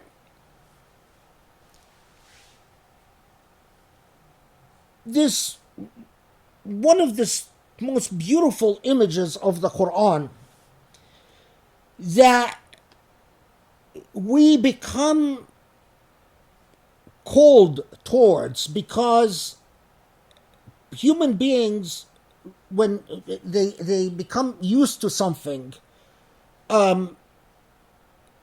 they lose the sense of excitement that they might have once felt. يوم ترى المؤمنين والمؤمنات يسعى نورهم بين أيديهم وبأيمانهم بشراكم اليوم جنات تجري من تحتها الأنهار خالدين فيها ذلك الفوز العظيم. By the way, this is just the Quran for the seeing impaired, so it has big print. That's why it's very big, in case you're wondering. So the day it moves to give you an image, to portray a picture, as to those who have purified the self in this temporal life, and the light bulb of enlightenment has gone off, the natural consequence is that in the hereafter, which is the logical result of the here now, is that they emerge in the hereafter with their light between their hands. Now that's, when you talk about early Muslims and trying to decipher what struck early Muslims with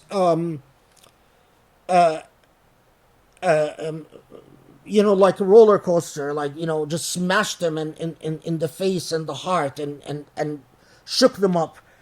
Well, this is one of those images that you actually, that expression, يَسْعَى نُورُهُمْ بَيْنَ أَيْدِيهِمْ, is eminently beautiful. Part of the dhikr that I talk about is that as you do dhikr, you imagine that image. When you imagine that image long enough, you will fall in love with it. You will fall in love with it to the point that you ache for it. Your being, your nerves, your muscles will ache for it. You will ache to have your light flow between your hands, walk between your hands. And before you know it, you'll find yourself praying to Allah to have your light flow between your hands in the here now before the hereafter. Once you internalize that image, it becomes a part of you. If you've ever, I don't know, when you, I grew up in a different society, so I don't know. And in the society I grew up in, you could, of course, now things have changed in a lot of Muslim countries. They're no longer as polite as maybe they used to be. Maybe I just grew up sheltered. I don't know. But if you've ever, as a teenager, fallen in love with someone and you ache, you can't eat, you can't sleep, you can't concentrate. You go walking around just hoping to run into them, just to say hello, just to get a little smile, and that's it. Now, of course, I don't know. People here are just far more aggressive, and Yeah, I don't know if they would be happy with just hello. But anyway, well, the type of aching I'm talking about for the light, يَسْعَى نُورُهُمْ بَيْنَ أَيْدِيهِمْ, is that type of aching. Your nerves, your muscles actually hurt. But it cannot be achieved without the process of dhikr. When I say the dhikr is associated with each surah, which each surah in the Quran, there is a related dhikr to it. That surah can only open up its secrets to you and become a part of you only if you accompany it with the dhikr that is necessary for each surah. And for Surah Al-Hadid, that's part of that dhikr. I will tell you the other part of the dhikr in a little bit. Okay. Now, at the same time that it tells you that those who truly understand what does it mean that in all existence glorifies God, that God is everywhere and in everything, and God is the zahir and the batin, and that God is with you wherever you are, and that God knows the self, and that the self is transparent before God. And those who are able to have the light bulb of Iman go off within them, so that the natural consequence, it has concrete results, and the concrete results is that their relationship to material wealth is one in which their value and their worth is not defined by material worth. Their place in society, whether they feel they are successful or not successful, is not defined by material wealth. Whether they think that someone is a good partner in marriage or not a good partner in marriage is not defined by material wealth. Whether they think that they should be proud of themselves because they feed the poor or not feed the poor is not defined by material wealth, but by the relationship as a trustee. The result of that, what is Iman that doesn't translate into a relationship with material wealth where it's a defective Iman? It is not the Iman, the type that will have the light flow between your hands in the hereafter. It contrasts to that immediately. It contrasts that picture to those who have failed. Not the kuffar, not the mushrikeen, not the unbelievers, and not the polytheists, but who? The munafiqeen, the hypocrites. And here the hypocrites, sometimes the Quran, when it talks about hypocrites, it refers to the hypocrites of Medina, the class of people that either converted nominally for social reasons or political reasons, or that didn't convert at all and remained as an opposition party to the Prophet Muhammad ﷺ in Medina throughout his lifetime. Sometimes, however, when the Quran talks about the hypocrites, it's not necessarily referring to this class of people, but referring to, if you will, the existential hypocrites. And the existential hypocrites are those who say that we are aware of Allah as glorified by existence, as the zahir and the batin, as everywhere and so on, but it doesn't have a concrete translation. It doesn't translate into a relationship with material belongings and material things as that of a trustee with a trust, rather than an owner with ownership. Okay. Now,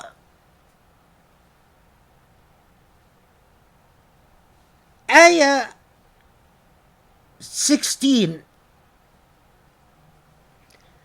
takes us to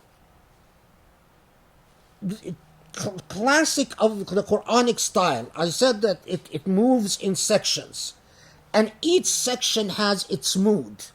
And as a reader, your heart shifts with every you know how when you're driving a stick shift, I don't know how to drive a stick shift, but from what I've seen people do, you know, they shift gears and stuff like that. Well, it shifts gears with you, and it gives you that remarkable message and remarkable picture. ألم يأني للذين آمنوا أن تخشع قلوبهم لذكر الله وما نزل من الحق ولا يكونوا كالذين أوتوا الكتاب من قبل فطال عليهم الأمد فقست قلوبهم وكثير منهم فاسقون. Okay. ألم يأني, isn't it time? Isn't it time for those who have believed, for the believers, to humble their hearts before Allah and not be like those who have received the message وَطَالَ عَلَيْهُمُ الْأَمَدُ. What does this mean? There are those who received the message. At one time, they were excited about the message. Their hearts fluttered, their eyes teared up, they felt something. But as monotony sets in and as habit sets in, the excitement and the zeal is gone. وَطَالَ عَلَيْهِمُ الْأَمَدُ is an expression that literally translates into you got used to it. Things have become pro forma. What happens when things become pro forma and habitual? You pray because you're used to praying, but you hardly concentrate in prayer anymore. Your heart doesn't move in prayer, or it moves very little, if anything. You just get prayer out of the way. That amazing message, the Quran is talking to the believers at the time of the Prophet ﷺ. And who are the believers at the time of the Prophet ﷺ? They're the companions. The companions of the Prophet. And it's telling them, isn't it time that your hearts humble themselves to the one and only? If you are living with the Quran, this should give you pause. Wait, the companions of the Prophet ﷺ humble themselves to the remembrance of Allah? Well, if that's what it's telling, if that's what it's saying to the companions, what would it say to me? The companions are being asked to humble themselves to Allah, and it's saying, isn't it time? Now, of course, if you look in the books of tradition, it tells you that the reason for this surah ayah is that some believers complained about being bored. And they went to the Prophet ﷺ and said, we're bored. Can we do something entertaining? That report as to the occasion for revelation is not of very high authenticity. So we can't say that that's the occasion for revelation. But what we can say is that clearly the Quran is talking to a people that Allah knows are going to be without the Prophet very soon. And being without the Prophet is going to present them with a challenge. And what is that challenge that they're going to be presented with? is that they're going to be like the other people of the book. Very soon, Muslims are going to be just like Christians and Jews. Their prophet is no longer with them. And when your prophet is no longer with you, your incentive system is gone. Your energetic, your energizer is no longer there. You have to rely on yourself. And that is why that harsh but beautifully subtle reminder, it's time to grow up.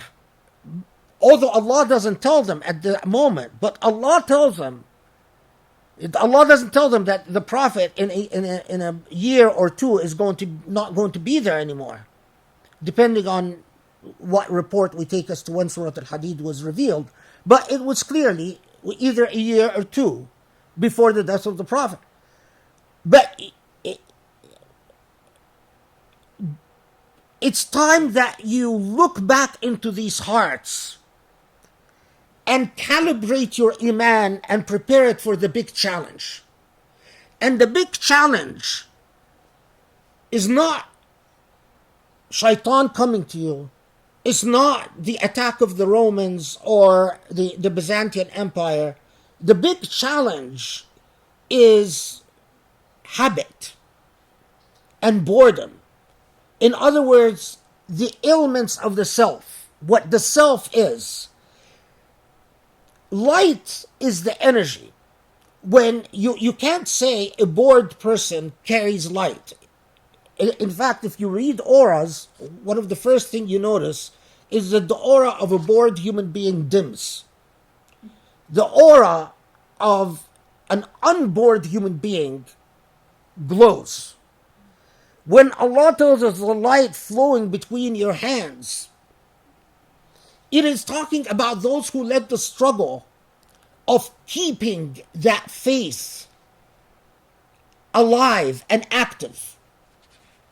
What happens when habit comes in, and when you do things out of habit, and where you are no longer emotionally engaged, even if you are intellectually convinced, hypocrisy sets in. That's how a hypocrite is formed. Okay, then that reminder that Allah has given us elsewhere in the Quran, but underscores in Surah Al-Hadid, اعلموا أنما الحياة الدنيا لعب ولهو وزينة وتفاخر بينكم وتكاثر في الأموال كمثل غيب أعجب الكفار نباته ثم يهيج فتراه مصفرا ثم يكون حطاما وفي الآخرة عذاب شديد ومغفرة من الله ورضوان وما الحياة الدنيا إلا متاع الغرور. So this is ayah number 20, and Allah reminds us, remember that your life on this earth is essentially frivolous. All the money you earn, all the bragging, all the competing over material wealth, all of that is meaningless for what Allah considers the real life. The Quran underscores again and again that this life that we live is not a real life. And the light, that light bulb that I'm talking about that goes off, it is impossible for it to go off unless you internalize. A lot of us, many of us say we believe in that we will be resurrected and be held to account.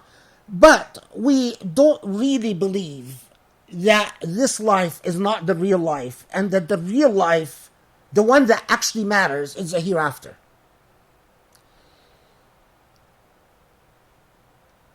But that true iman, that type of iman that can withstand boredom and habit and frivolity and the snares of the ego and the snares of arrogance and the snares of materiality, that iman needs to be anchored in the belief that the real life is the hereafter and not this one.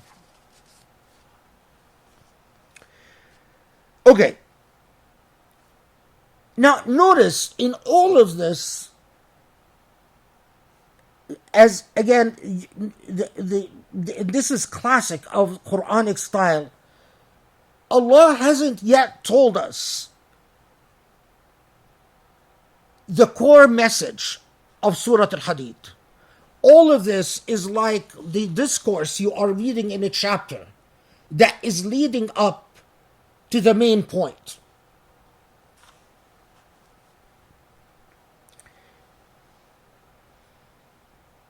All of this is preparing you for the delivery of the critical message and the main point. Then, as if Allah comforts us, Allah knows that it's much easier to say the real life is the one that will come later, not this one. And why is it difficult? Because when we suffer in this life, it's very hard on us. When we lose a child, it's very hard to say, well, it really doesn't matter because this is not the real life. When we lose our wealth, when we fail in our dreams, when we lose a loved one, when we go through a divorce, when any of the disasters and calamities that befall on us in this life, it's very hard on us. Now notice, and I've said this before many times, but notice how many children the Prophet ﷺ lost. And try to put yourself in the Prophet's shoes. Could you lose that many children and still be the type of human being that Surah Al-Hadid wants you to be? Just so to keep things in perspective, that as you go through the difficulties of life, you are cognizant of the fact that you are given a test, but it is a test that is measured. A test that could be much harder. Then Allah gives us this statement, which unfortunately a lot of Muslims, as in modern theology, come to exploit in many different ways. This is, I'm now at verse 22-23. ما أصاب من مصيبة في الأرض ولا في أنفسكم إلا في كتاب من قبل أن نبرأها إن ذلك على الله يسير لكي لا تأسوا على ما فاتكم ولا تفرحوا بما آتاكم والله لا يحب كل مختال فخور. Know that whatever calamity befalls you in your world, that it was ordained by Allah. It was decreed. Why does Allah want us to know this? And if you pay attention to the text, and it's fascinating, so that you neither experience devastating sorrow over what you lose, but that you also don't feel exuberance and arrogance as to what you earn. So, when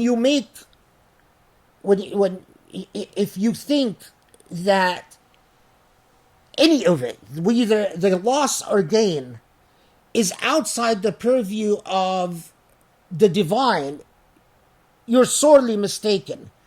Both the extreme in sorrow, depression, devastation, or the type of hubris that you often encounter with rich people, and the type of arrogance, if you've ever been around Islamic centers and you've stuck around medical doctors who drive expensive Mercedes and stuff like that, their arrogant attitudes really get to you, or at least they get to me. I don't like being around them after a very short period of time. They're just their haughtiness, as if they're God's gift to the world, just because they make a lot of money. Well, Muslims like to cite this verse in some type of fatalistic belief in predestination, but this is not what this verse is saying. What this verse is saying is that it is ordained. But when was it ordained? Was it ordained from the time of your birth? Not necessarily. That's not what it says. It could have been ordained as a result, consequences of your choices. So if you imagine one of these interactive games, what do you call them? Interactive video games. Oh yeah, RPG. RPG role-playing role-playing game. Yeah, a role play. You make a choice, and there are consequences to that choice.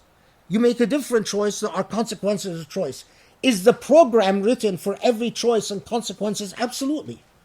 Does the programmer know what the consequences will be for each choice? Absolutely. But you make the choice. So when we cite this verse for some type of fatalistic, no, it wasn't necessarily ordained from the moment of your creation. I believe that ordination and destination is an ongoing thing. That is why Allah is with us. Because Allah is constantly creating our destiny. Some things are destined from early on, like when we're going to die. I mean, that's what the evidence had led me to believe. Our moment of death, or some other things. Some theologians like to believe that who you're going to marry is preordained at the time of your birth. I don't believe that. I guess I'm not a romantic in that sense. But anyway, because I want to move on, because Surah Al-Hadid, we're all leading up to the critical point.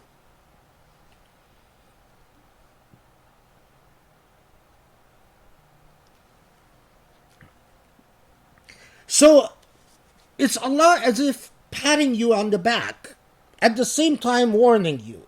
Say, if it helps you handle the challenges of life on this earth by remembering that nothing unfolds despite Allah's will. Nothing occurs while Allah was oblivious or unattentive. Allah could have saved you from the consequences of your actions, but Allah chose not to. Allah could have prevented the infection from befalling you, but if Allah allows it to happen, Allah has willed it. At the same time, be very careful not to turn the act of kindness where I am comforting you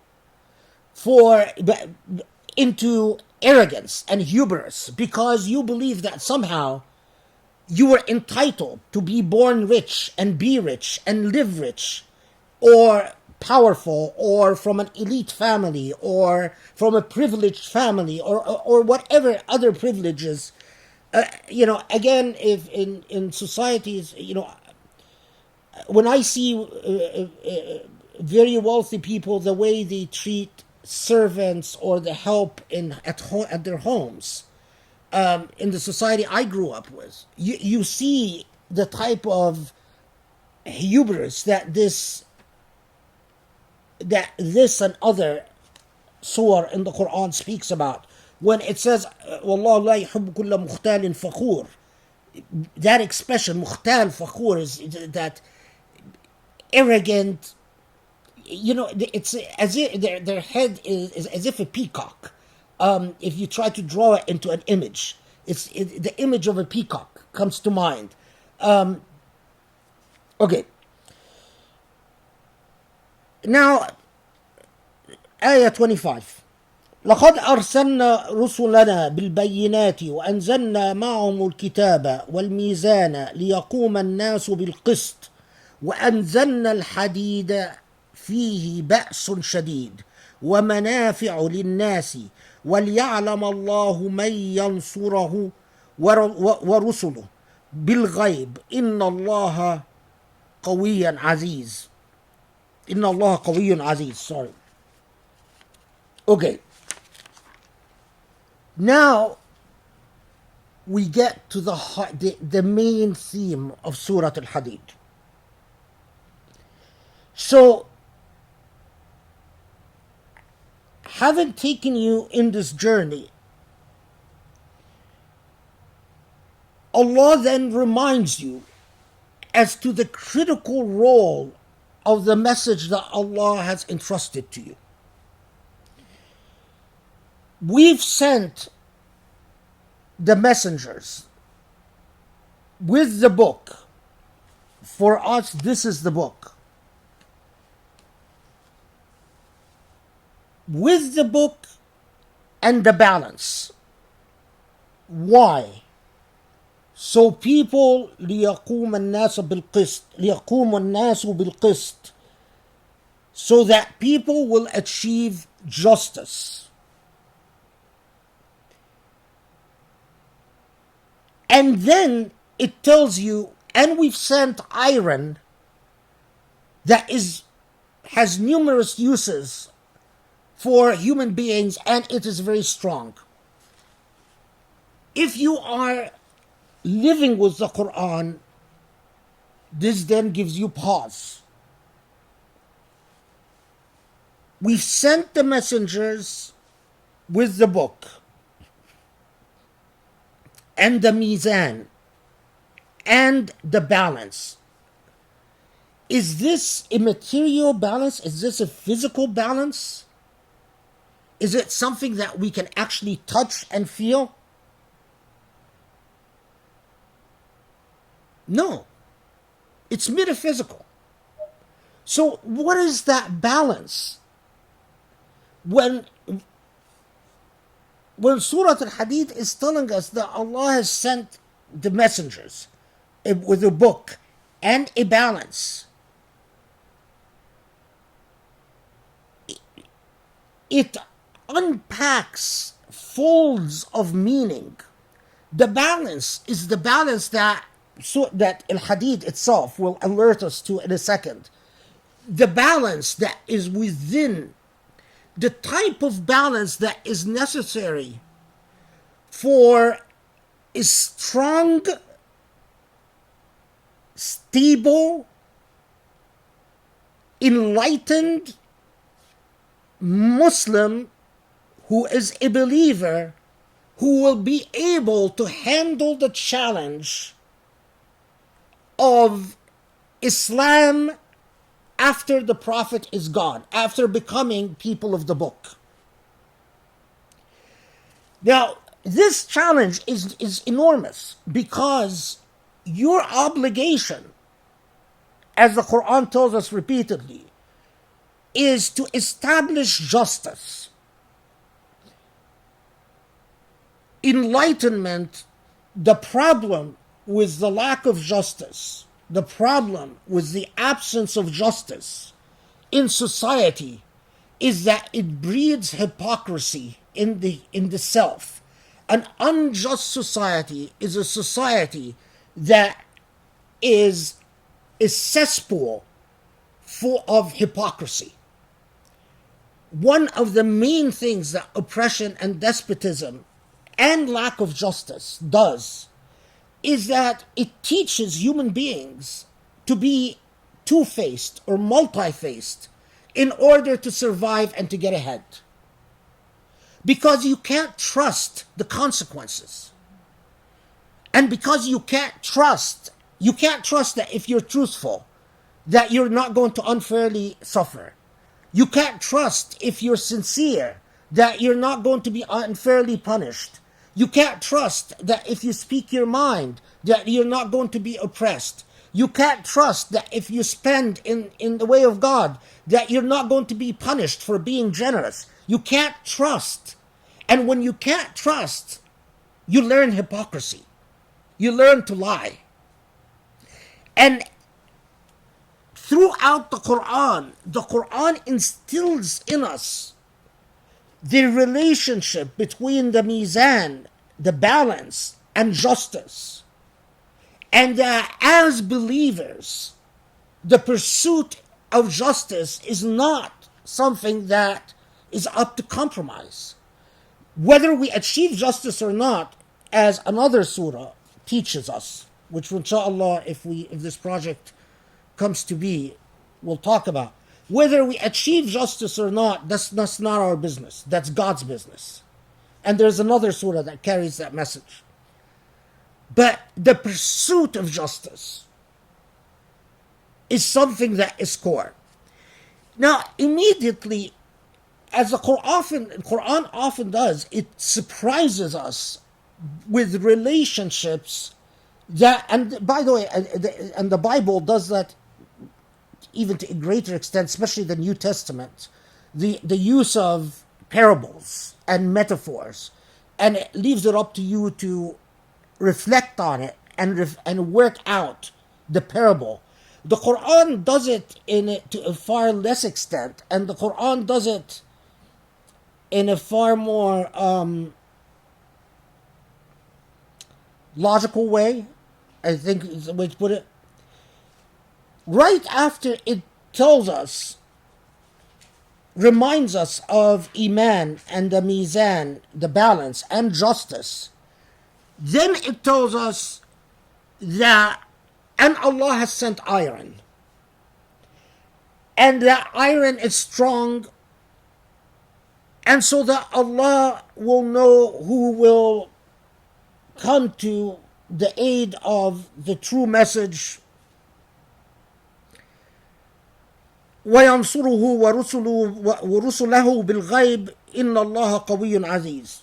Now, of course, a superficial interpretation of this would say, well, it mentions iron because you make weapons out of iron. And what it's talking about is that you have an obligation to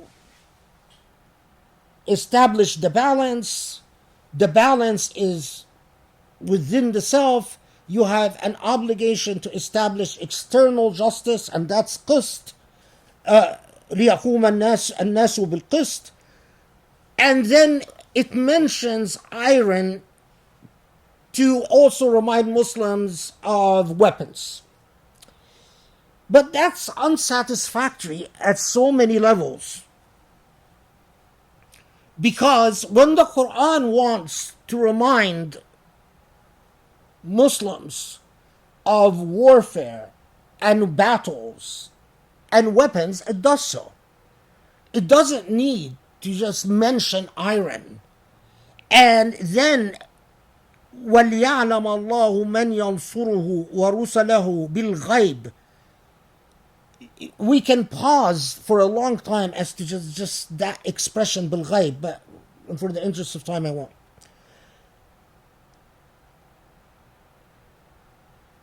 Rather, and especially the fact that this entire surah is called Al-Hadid, that the very early Muslims who encountered the surah, who absorbed the surah, interacted with the surah, and as we said, whether it was named by the Prophet ﷺ or by the earliest generation of Muslims, either case, that they saw the message of Al-Hadid as core.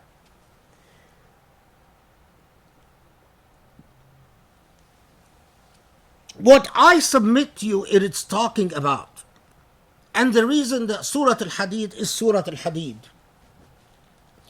Al-Hadid is quite remarkable because it is an essential component in creation, not just to build weapons or to create structures, but within us as human beings is a percentage of iron. The absence of the iron would be disastrous. You increase the amount of iron, even a little bit beyond the limits would be disastrous. That iron is also remarkable because it's fluorescent. If you shine upon it the right light, it glows. And as we'll see in the continuation of the surah, the Surah Al-Hadid goes back to the theme of light. But, to put it bluntly, when it talks about iron, it is invoking in us what we moderns call Iron Man. Is there an Iron Man like a Superman or a... There is an Iron Man? Yeah? Okay. So, who is the iron human being? We don't want Iron Man. We want the iron human being because it applies to man and woman. Go back to everything that Surah Al-Hadid reminded you of.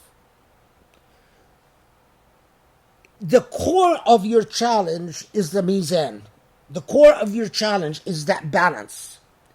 The balance where you become cognizant, not just a believer, not just someone who says, I'm a Muslim, not just someone who does your ibadat, but someone who is cognizant of what it means for God to be with you wherever you are. God, it's someone who is cognizant that all material things don't belong to you or belong to anyone, they belong to God. And that you are entrusted. You are simply a trustee, whether it's a forest, a river, the mountains, or money. You are a trustee, and you will be held to account. For all of us will be held responsible for what we've done with that. What we've done with this trust that was entrusted to us. The balance requires a vigilant process of resisting hypocrisy within the self. The hypocrisy that comes out of boredom and habitualism or habit. The hypocrisy that comes from repetition and loss of perspective. As Allah tells you, أَلَمْ يَأْنِ لِلَّذِينَ آمَنُوا أَن تَخْشَعَ قُلُوبُهُمْ. Isn't it time for those who have believed, not for the kuffar, but for those who have believed, to humble their hearts in order to guard against the hypocrisy? As a mu'min, you must constantly and vigilantly humble your heart towards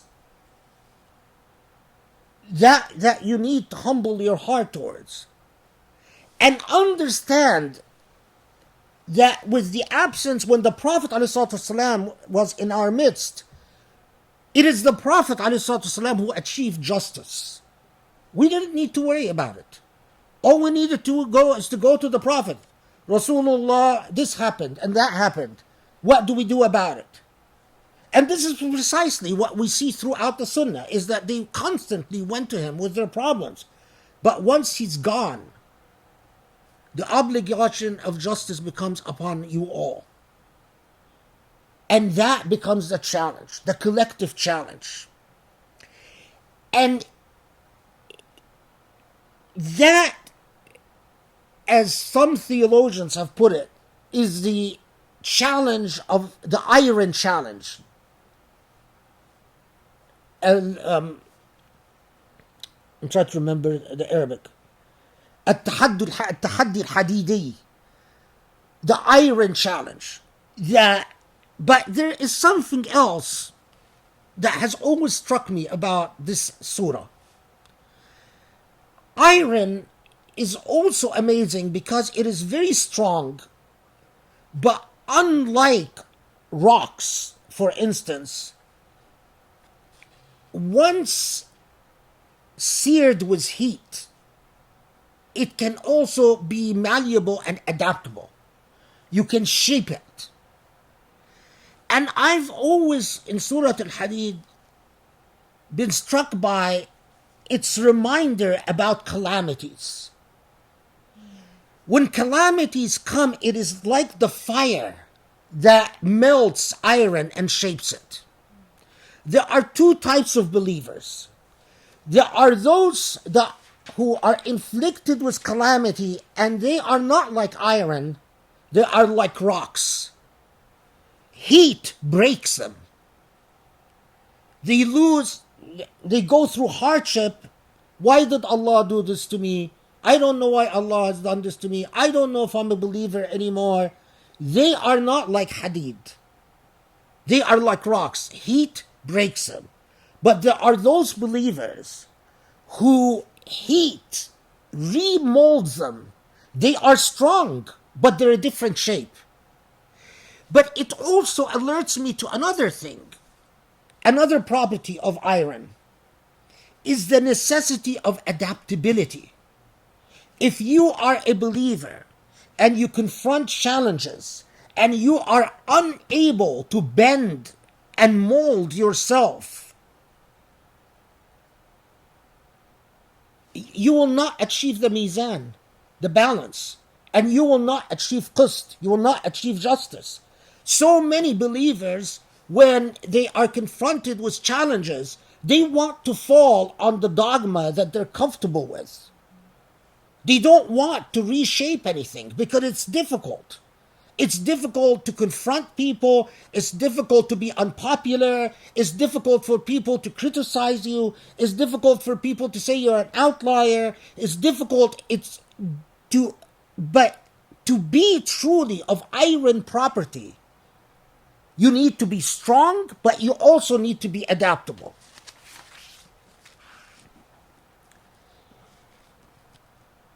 Then Allah, as often Allah does, Allah repeatedly reminds us time and time again that, remember, this message that I'm giving you,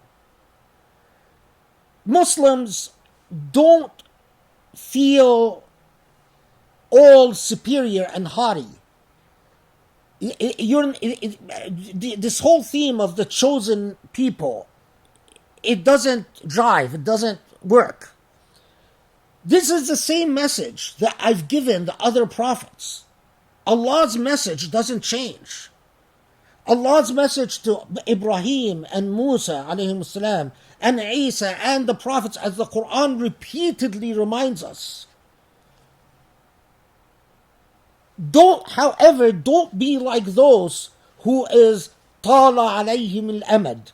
Don't be like those who became used to, accustomed, out of habit and repetition, and lost the zeal, and lost the energy, and lost the light, lost the excitement. Because then you become like the earlier people of the book who have lost the path. And so, in classic Quranic style, after delivering the main message, it shifts again to reminding us that this is the message of other prophets. However, we come to ayah 28.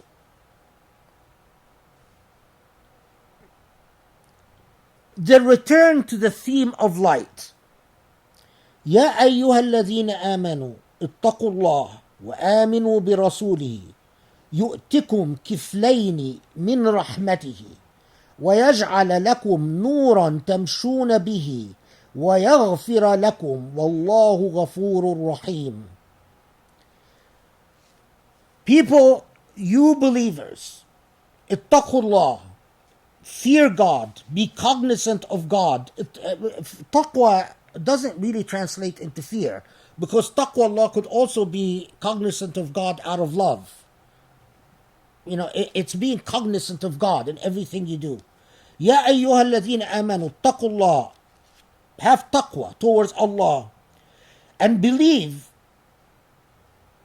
in the Prophet.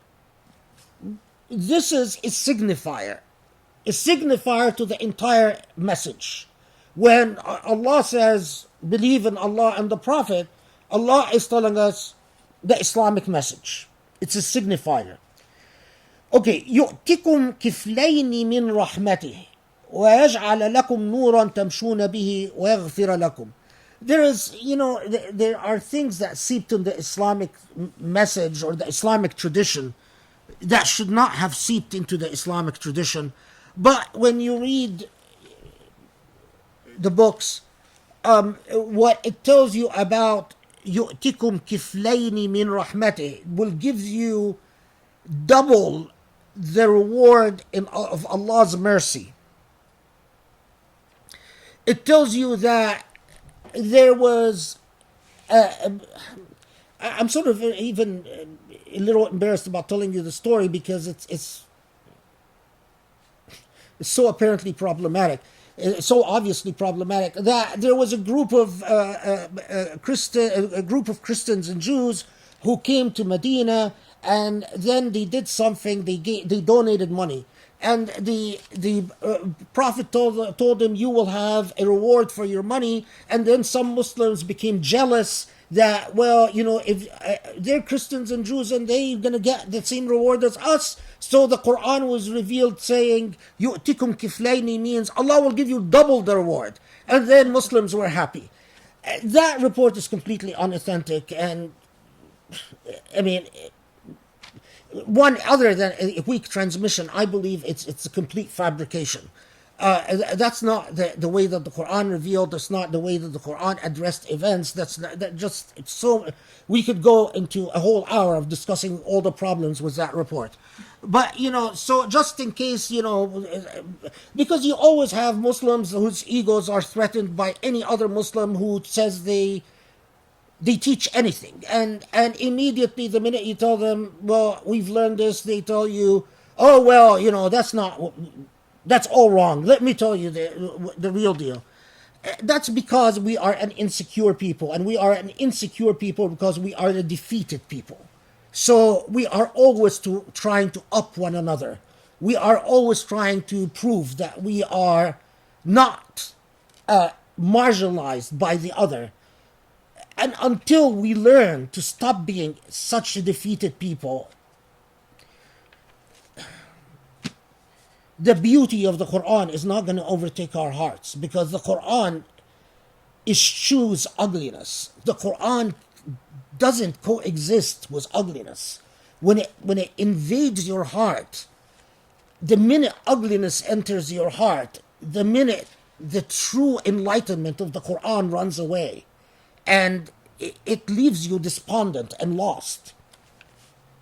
So, what is Allah telling us here? If Allah is not saying, oh, you'll be, teasing, or Allah is not sticking the proverbial tongue at Christians and Jews and saying, Muslims will get twice what you guys get, which we've rejected that narrative, alhamdulillah. يؤتكم كفلين من رحمته ويجعل لكم نورا تمشون به. Allah will give you not double the mercy, but Allah will give you a twice manifested mercy. Twice manifested where? Where are the two mercies that will manifest if you truly believe and you truly become like the Hadid, like that metaphor of the iron human being? The mercy manifested in this world and the hereafter. Now, how does that mercy manifest in this world and in the hereafter? Nuran tamshuna bihi, a light that will manifest in this world and in the hereafter. This is when Surah Al-Hadid penetrates your heart, the state it leaves you in. And every surah, again, as I said, for this halaqah, my other halaqah, yes, I want intellectuals. I want people who got high scores and high GPAs. For this halaqah, I don't care about your GPA. I don't care about your GRE. I don't care about your LSAT. I don't want your high scores. I would much rather have a pure heart than a smart person. Because the way that Surah Al-Hadid leaves you is, Allah, am I an iron human being? Am I balanced? Do I have the light? I ache for the light. I want the light. I covet the light. Because I know the light is you. And this is the way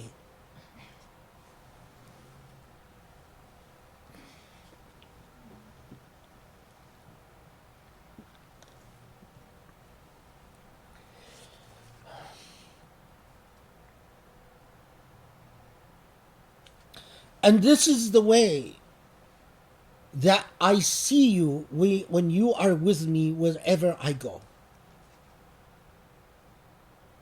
That's how it all comes. When I have the light flowing between my hands, I see you wherever I go. And that, my brothers and sisters, is Surah Al-Hadid. Now, remember that this is a pilot episode, a prototype. My dream is to do what I've done here with all the surah of the Quran. Because over 30 years, I've developed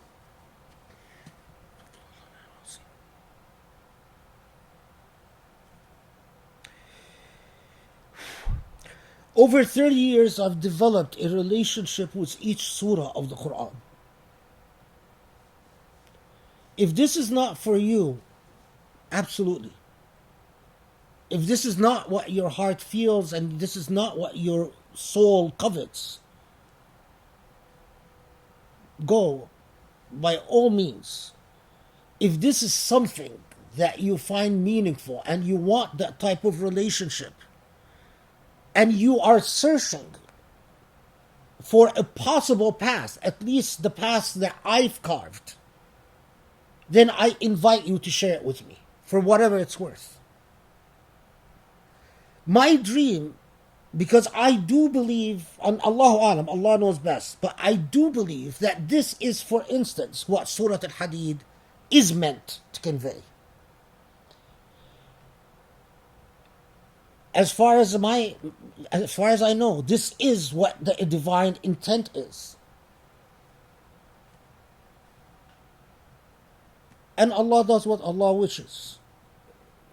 My hope is to do it with the entire Quran, and my hope is to train a few people with the entire process of dhikr unfolding, so that they know the Quran in that type of intimate, personal relationship that they will never be able to undo once it becomes a part of your cellular structure, once it becomes a part of your DNA.